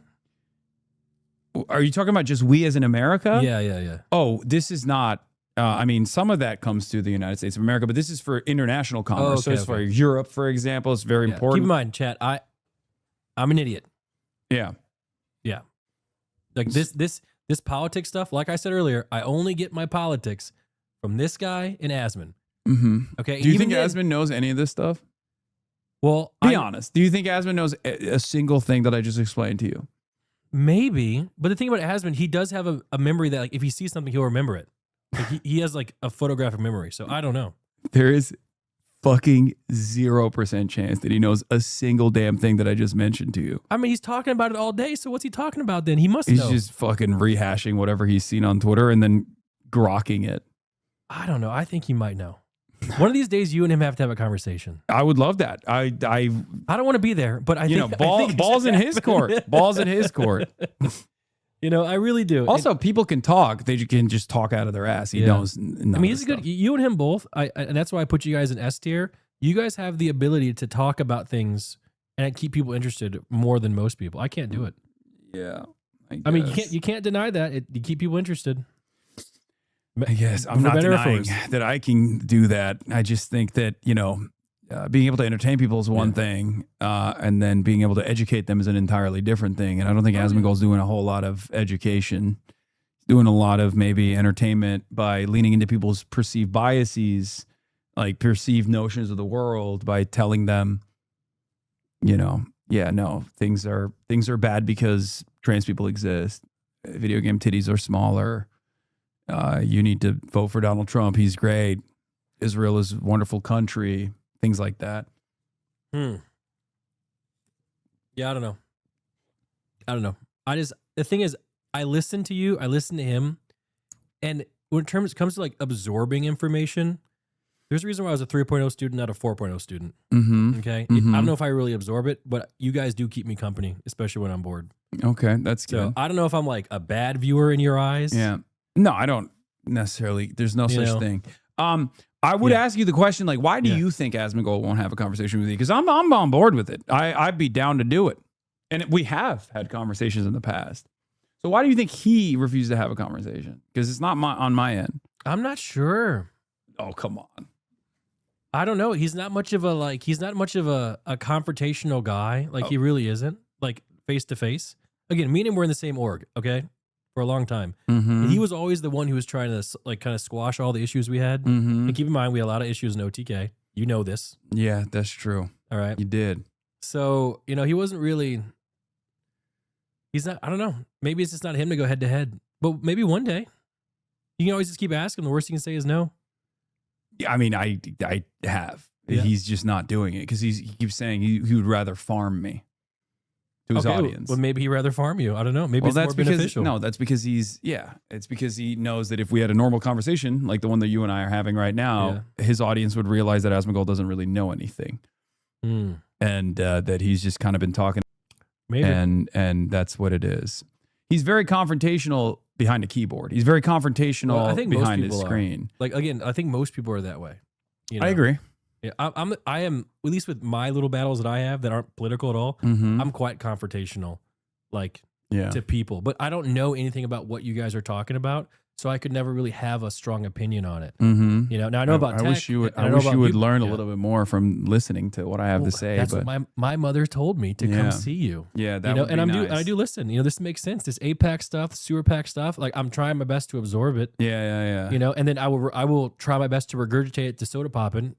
Uh-huh. Again, he just learned about Israel Palestine. What He thought it was Palestine versus Iran. That's what he thought the war was. That's crazy. That is, you can check my podcast. There's a clip. That's what he thought was going on. So you are just on a different level of this stuff. Okay, we don't know. and honestly, I'm gonna say it. I think I might be the average American, man. No, you are. You are a lot closer. I do. Well, you're definitely a lot closer to the average streamer or like the normie that I talk to all the time.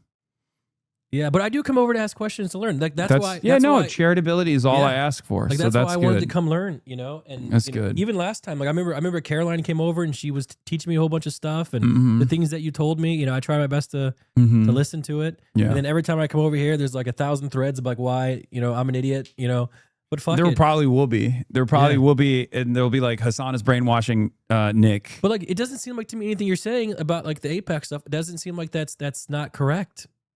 That sounds like that's kind of the point. That's why people aggressively try to smear what I'm doing. I'm getting smeared at the moment. I like to say they can't tackle the message, so they try to shoot the messenger. That's what's happening to me. Yeah. Yeah. Yeah, definitely. Yeah. That's what I think. That's probably what's happening. Did you to hear about all my divorce stuff, Hasan? No, I have no Did you know I was married? I did not even know that you were married. Wait, is this news to you right today? I mean, I just assume You're not keeping that, up with me? I keep up with you. No, and also I don't want to know, to be fair, and it's probably a good thing that I didn't know anything about what was going on in your life. But also, yeah, I don't know anything because I've been too busy working on. You want a quick this rundown? shit. No, I feel like it's no. I don't want a quick rundown. Okay. No, Well, just definitely let you know, not. if you see any post on LSF, it's out of context. I don't go on LSF. Okay, good. I've never gone on LSF. Really? I haven't gone on LSF in years. Oh my God. I was But on there yeah. yesterday. What? I have an alt Nick. account named Nick. Eastern Waltz. I post bad about my friends. Nick. Oh I'm kidding. my That's a joke. God. It's a joke. It's a joke. Oh, It's a joke. It's a Jesus joke. It's Christ. not a joke. It's absolutely real. You're being rude as fuck, Hasan? No, No. I'm not. I'm not being rude. Yeah. Trust me. I'll give you just a quick rundown. Quick rundown. No. It Let's takes 2 not. seconds. It Let's takes 2 not seconds. get into it. Let's not get into it, please, Nick. Let's not get into it. I went to court, Hasan. I was in court. I was there. The judge was talking to me. Okay, go ahead. Go ahead. You should go on. So I made a YouTube video, by the way. I got over 1 million views. And the summary is, I went to court because me and Malaya got divorced. Okay. Blah, blah, blah, blah, blah. The judge ruled in my favor. So that's the summary. Okay. And I'm no longer a millionaire. So the judge ruled in your favor, but you're still not a millionaire? How does that work? Because when you only have $1 million and you split it in half. Oh, so the judge ruled in your favor, but you still you still gave half of That's what I the wanted. channel's That's what revenue. Well, not channels revenue, just money we made. Uh-huh. Yeah, which is what I wanted. from the Okay. beginning. I mean, it's fair. Yeah. I think. Yeah. To give Yeah, no problem. Milena that money. Yeah. Okay.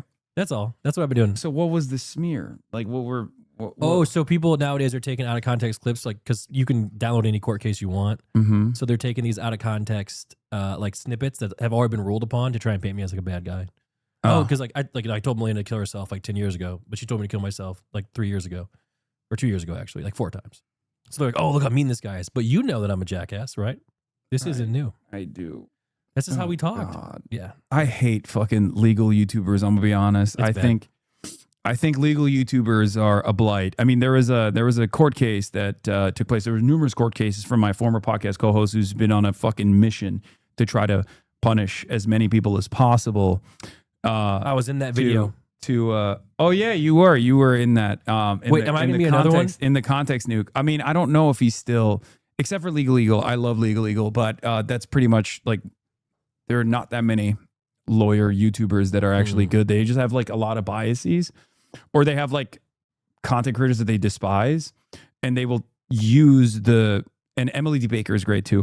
But anyway, there are a lot of YouTubers that claim that they have law credentials, and then they'll just use that as an opportunity to be like, I'm a serious person, I'm making serious commentary, but in fact they're not actually looking at the outcome of a court case. And in most instances, they're just like pummeling their own personal biases and basically lying to people. Doesn't it also apply to like just viewers who watch certain streams? Like, let's say someone will either choose you or Asman based on kind of personal biases. No, like, isn't that kind of how everyone just kind of does their thing? Well, how they feel in a certain way. Like, that's definitely part of it. But here's the thing. My perspective, is I think not exactly a commonly held perspective, especially in America, because most people either are like you and they don't know anything. Yeah. Or they've been positioned into assuming that my worldview is scary and dangerous, because they'll be like, oh, he's a communist, he's a socialist, all this stuff, right? And therefore, I have to actually convince people. I'm not like leaning into one pre-existing political movement. Like, for example, when Asmongold does, like, he could just be like, I love Trump. And if you love Trump, you're like, oh, I have a home here. Yeah. But for me, I have to actually advocate for my worldview, in spite of the barrage of misinformation and barrage of like negative sentiment associated with that worldview. Got it. Because no one wants to hear about how like maybe America is not the most moral country on the planet. When they hear that, they go, what the fuck do you mean? That's unacceptable. I mean, there's no way they think that after all the wars we've been in. No, they still, are you kidding me? A lot of Americans, of course, no one wants to think that their country is doing wrong things. They want to think that their country is doing all the best things. But when has it ever been for any country ever? That's never existed. Yes, you're right. I'm so confused. How could you just jump to that conclusion? Okay, but like most people don't want to think that. Most people have never even had that thought in their minds. Really? The argument I make always is I care about Americans, and that America, the entity, if it's not serving the interests of Americans, well, then we have to change it. Yeah. But people will then lean into old tropes.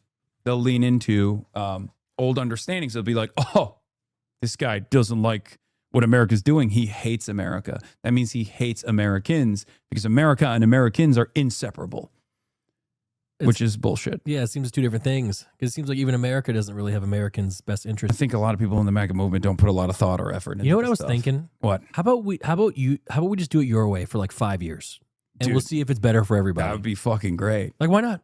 Let's just do a quick test. It's 5 years. We all can spare it. Maybe not the older people. 5 years, we do it your way. It'd be better for them overall. It'd be better for everybody, which, for the record, we're working on it right now. There's a bunch of, I've gotten a bunch of, helped get a bunch of candidates elected. Yes. All around the country. Mm-hmm. These Democratic Socialists, people are freaking out about it right now. There's a lot of people even on the Democratic Party that are freaking out about it. Wait, why? Because remember the video that I just showed you with corporate PACs and lobbying? Oh, My candidates don't do that. My candidates are like, no, fuck that. I am with the people. I don't give a shit about corporate interests. I am going to back the interests of the American public.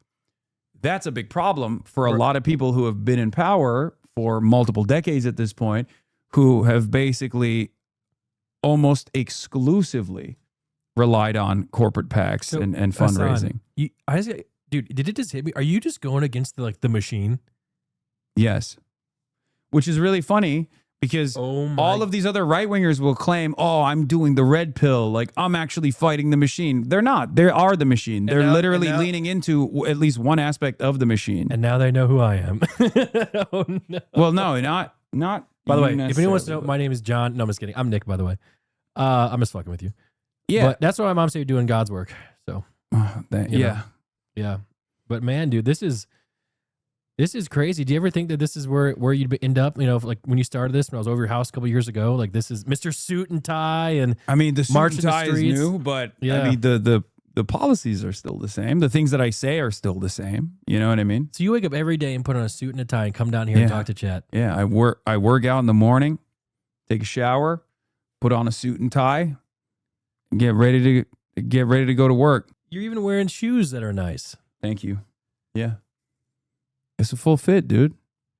God, this is crazy. So what's the next 5 years? Are you gonna be in like some like mega studio or some office? Like what's up with that? I mean, I'm probably gonna still keep doing this in the same exact way that I'm doing it. I'll just like maybe improve the studio that I already have. But yeah, I have been. I saw you. I always see you in different like hotels or whatever. Yeah, I've been traveling a lot setup. more because there's a lot of candidates and a lot of campaigns all around the country, and they need help. Mhm. So I go out there.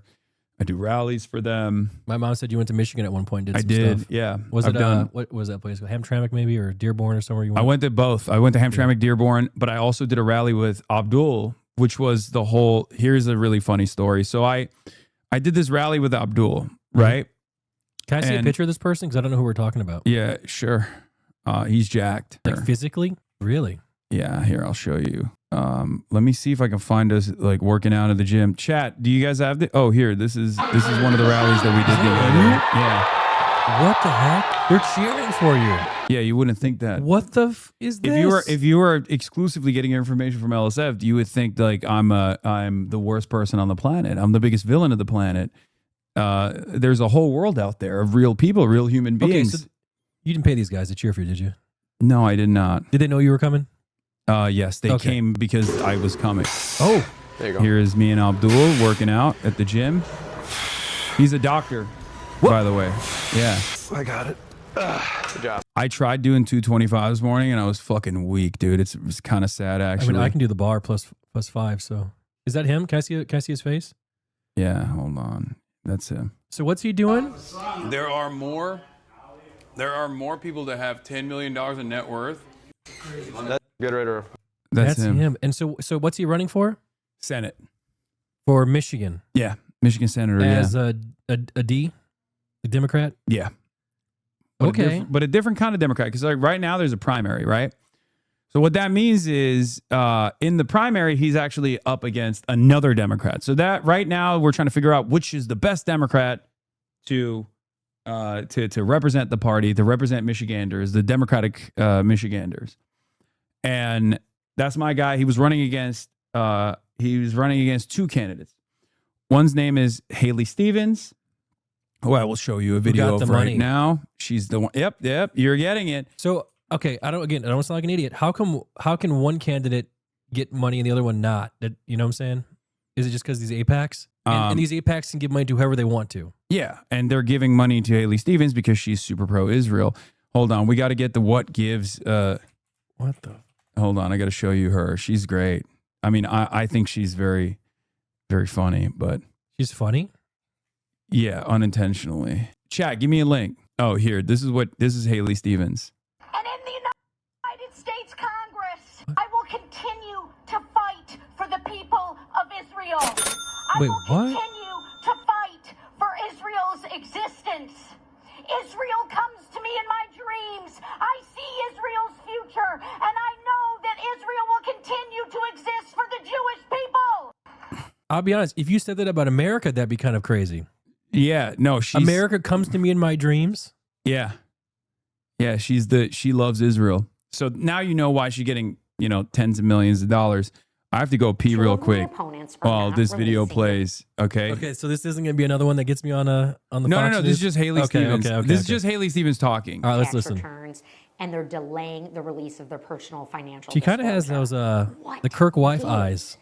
Look, do you own stock? I'd love to ask them. If so, how much? Did you give paid political speeches last year? If so, how much did you make?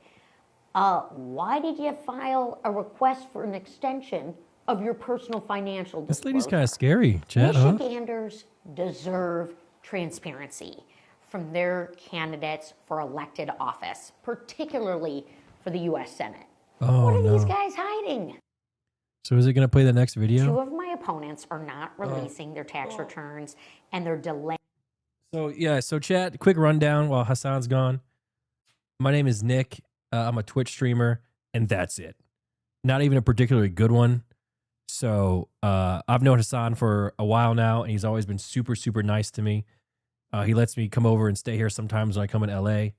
So he's a good friend of mine, and my mom loves him more than she loves me. So I always like to come over and he gives me a rundown on politics and stuff. Because I'll be honest, it's not that I don't care.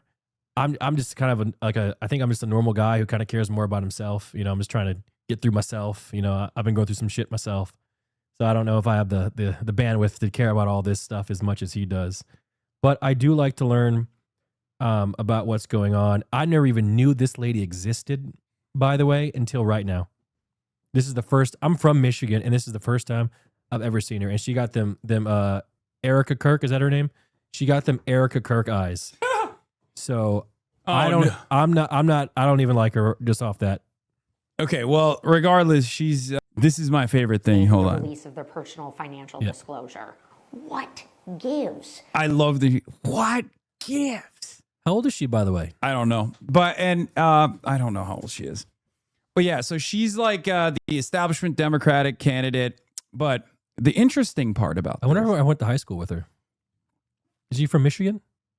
I don't know. I think so. Yeah, I think. Oh my God, did I go to high school with her? I'm 40. Do the bridge video? No, we're not going to do the bridge video. So listen. So basically, this was the one candidate that Abdul's running against that's like getting a lot of AIPAC money. But then there was another candidate. The other candidate's name is Mallory McMorrow. So Mallory McMorrow is somewhat progressive, right? She's kind, she's nice, she's like seen as like a kind of progressive person. But here's what happened. Mallory McMorrow, out of nowhere, who was like supposed to be critical, she's 43 and from Rochester Hills. Stop. That's where I'm from. Stop. What high school did she go to? Are you guys fucking around? Did she go to Rochester? Look her up on Wikipedia. It will say. I might have went to high school with this lady. She's 43, bro. I'm 40. You're 40? Shut the fuck up, you old ass bitch. Are you serious? Yes, I'm 40. I think they're fucking with you. I think they're fucking with you. Democratic, born in Rochester Hills, Michigan. Oh my God. Wait. Oh my God. She's from my hometown, bro. Ain't no way. Ain't no way. So you... What high school did she go to? I don't know, man. It has to be on Wikipedia. Seaholm High School in Birmingham. Okay. Birmingham. She's from... No. So I went to Rochester. So she was born... Birmingham is the rich part. Okay? Uh-huh. I was... Well... So she went to the rich place. Okay. No, you're not fucking 40, bro. How old are you actually? I'm 36. You son of a bitch. Why the fuck did you lie like that? I'm sorry, because I was feeling you got myself. me so excited. Anyway. Why? Because I'm old? No, because that means like you might have literally gone to high school with Haley Stevens. But I'm telling you, I probably might have crossed paths with her if she was around that area because I used to play hockey there in Birmingham. Okay. But in any case, Stevens is one of the candidates. The other one's Mallory McMorrow. I'm going to show you Mallory McMorrow as well. So like Mallory McMorrow is supposed to be like a relatively progressive candidate, right? So she comes out of nowhere and starts, and she's also critical of Israel a little bit, but not as much as Abdul is. She comes out of nowhere and says in an interview with the Jewish Insider, which is like, remember AIPAC? Yeah, we talked about this. So Jewish Insider is a newspaper that basically runs like propaganda for AIPAC. Okay. Right? So she does a sit-down exclusive interview with Jewish Insider where she says, I'm like Nick Fuentes. She says I'm anti-Semitic. She says I'm similar to Nick Fuentes, who was a rabid neo-Nazi white nationalist. Wait, this lady said this? Yeah. Yeah. Why out would of nowhere. Why would she say that? She starts criticizing Abdul for doing this rally that you just watched, right? The rally that I did with Abdul, where you were surprised that there were people that were, excited to see me. Well, no, I'm not surprised. Remember we went to that burger shop and all those women lined up to take pictures with you? Oh, yeah. I'll never forget that moment as long as I live. Yeah. That was crazy. So basically she comes out of the gate swinging like this. Says Abdul shouldn't have done this, all this stuff. And there's like all this news coverage that comes out. Hey, that's you. The New York Times reported and said this was the Jewish Insider. Hold on. This was the Jewish Insider article that came out. Royal Oak, Michigan State Senator Mallory McMorrow, who's running in a tight three-way Democratic primary for U.S. Senate, slammed one of her opponents, Abdul El-Sayed, for his decision to campaign with far-left political streamer Hasan Piker. Piker, who has a history of anti-Semitic and pro-Hamas remarks, is slated to appear at two campaign rallies with El-Sayed and Representative Summer Lee in April.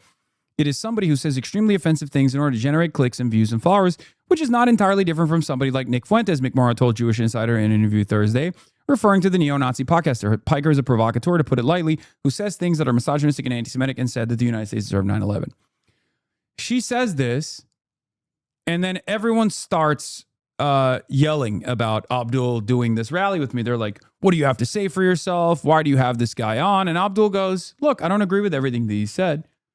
Do you agree with everything that I've said? That's not the point. Like, what are we doing? What is this like cancel culture nonsense? Like, there's certain things I agree with him, and he doesn't back down, and he just doubles down, right? And that backfired so much that the New York Times reported on it. Said, New York Times, long adept at cable news interviews and creating viral moments online, Ms. McMorrow began to bleed support in public polling after she condemned Dr. al-Sayed for campaigning in March with Hasan Piker, the left-wing streamer who has defended Hamas and called Israel an apartheid state. The move backfired quickly. Her remarks helped burnish Dr. al-Sayed's claim that he was the lone progressive candidate in the race and the one most willing to criticize the American funding of the Israeli military. And she won little support from moderate voters as millions of dollars of pro-Stevens advertising poured into the state from the American Israel Public Affairs Committee and other groups. So this lady, this literally cooked their campaign. At the time, she was in first place. Okay. Where's she now? Abdul was in third place. Okay. She just dropped out yesterday. Shut up. Yeah. So her campaign cratered. Her support collapsed. Because of you. Not because of me, but because it made her look unserious. It made her look not like a real fighter. So why fighter. did she say this stuff? Did she watch your stream? No. It's because, going back to the same thing that I was telling you, some big donors probably told her that this would be a line of attack. This was a viable line of attack. And it backfired. Yeah. So why not? And then she did this. What is this? Is that KSI? No. It's just Mallory McMorrow it came across as cringe. And it's sincere. But it wasn't because of that, obviously. Dude, this is you are speaking of KSI, you are in the thick of it, man. You are in the thick of it. That's crazy. This is real. Yeah, do you know? This is no longer jokes. Do you know who Zohran Mamdani is?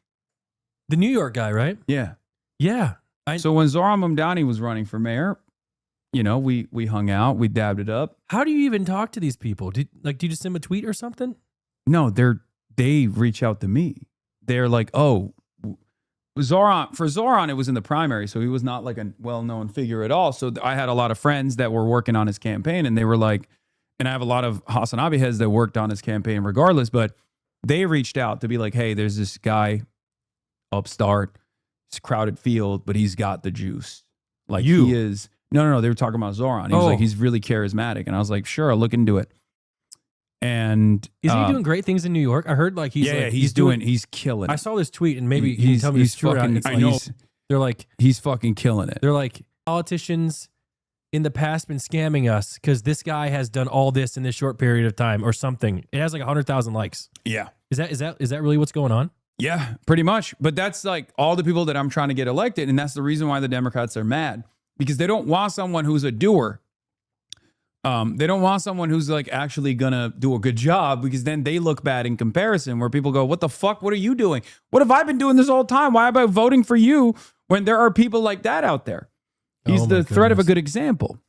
But yeah, with Zohran, we did that. We did that link up, right? Andrew Cuomo did the exact same thing. Andrew Cuomo was running against Zohran. Andrew Cuomo was a former governor who had to resign in disgrace because he had a lot of sexual harassment allegations when he was the governor. But then he came back. Will not denounce Hamas. The assemblyman will not denounce Hasan Piker, who said America deserved 9/11. Is that him? The assemblyman just said in his response. Yeah, that's Zohran. Can you pause it? He mentioned your name on some debate. Not some debate. This is the fucking major debate for running for the mayoral campaign. You. Like he mentioned me 1,000,000 times. Yes. Bro, are you famous now? You left me behind, dog. That's crazy that you guys. I still get 10,000 viewers, Hasan. It's kind of funny because like I'm doing all this on Twitch, and I might as well be doing it I might as well be doing it on fucking Rumble. I might as well be on an entirely different planet, because all of this has happened on Twitch. What? This debate? No, that debate was on TV, but I'm saying like, you know, I was covering it in real time on Twitch. It's just crazy because like there are so many fucking people. Dude, I got banned from the country of England. Are you aware of this? That's real? The United Kingdom banned me. Yes. For what? For criticizing Israel. What? What is it? What is that? What does the United Kingdom have to do with Israel, Hasan? They're also just like the United States of America, a major provider of resources and weapons to That the Israel. United Kingdom's economy is so bad it's worse than Missouri now. Is that true? Yes and no. It is. It is. The UK overall is very poor. Don't they got their own problems to worry about? Why are they banning you? How about? I mean, I agree. They barely beat Brazil, whoever it was. Yeah. Look at this. Look, this motherfucker took out billboards on 9/11. Posted photos of me, photos of me and Zoran hanging out. The former governor Peter agreed that Zoran Mamdani would cheer another 9/11, but insisted that that's not what he meant. That can't be real. Is this real? Yes, bro. Of course it's real. This has been happening for the past 2 years, for the past 3 years. What the fuck do you think is going on? What do you think I've been doing out here? I'm not gonna lie. I'd be clicking your stream. I guess I'm not paying attention. That's why it's fucking insane when people make a comparison between me and Asmongold. I'm like, the fuck do you mean, dude? Like, that's not even a. I feel like an idiot right now. Yeah, there you go. Here's the board. What is that? Yeah, this is what are they doing with right these? outside of the former Twin Towers. They posted this. They brought a bunch of first responders on to be like, this is so disrespectful. Like, fuck Hasan. He loves 9/11. Zoran loves 9/11. They did that. And it didn't work. It didn't work at all.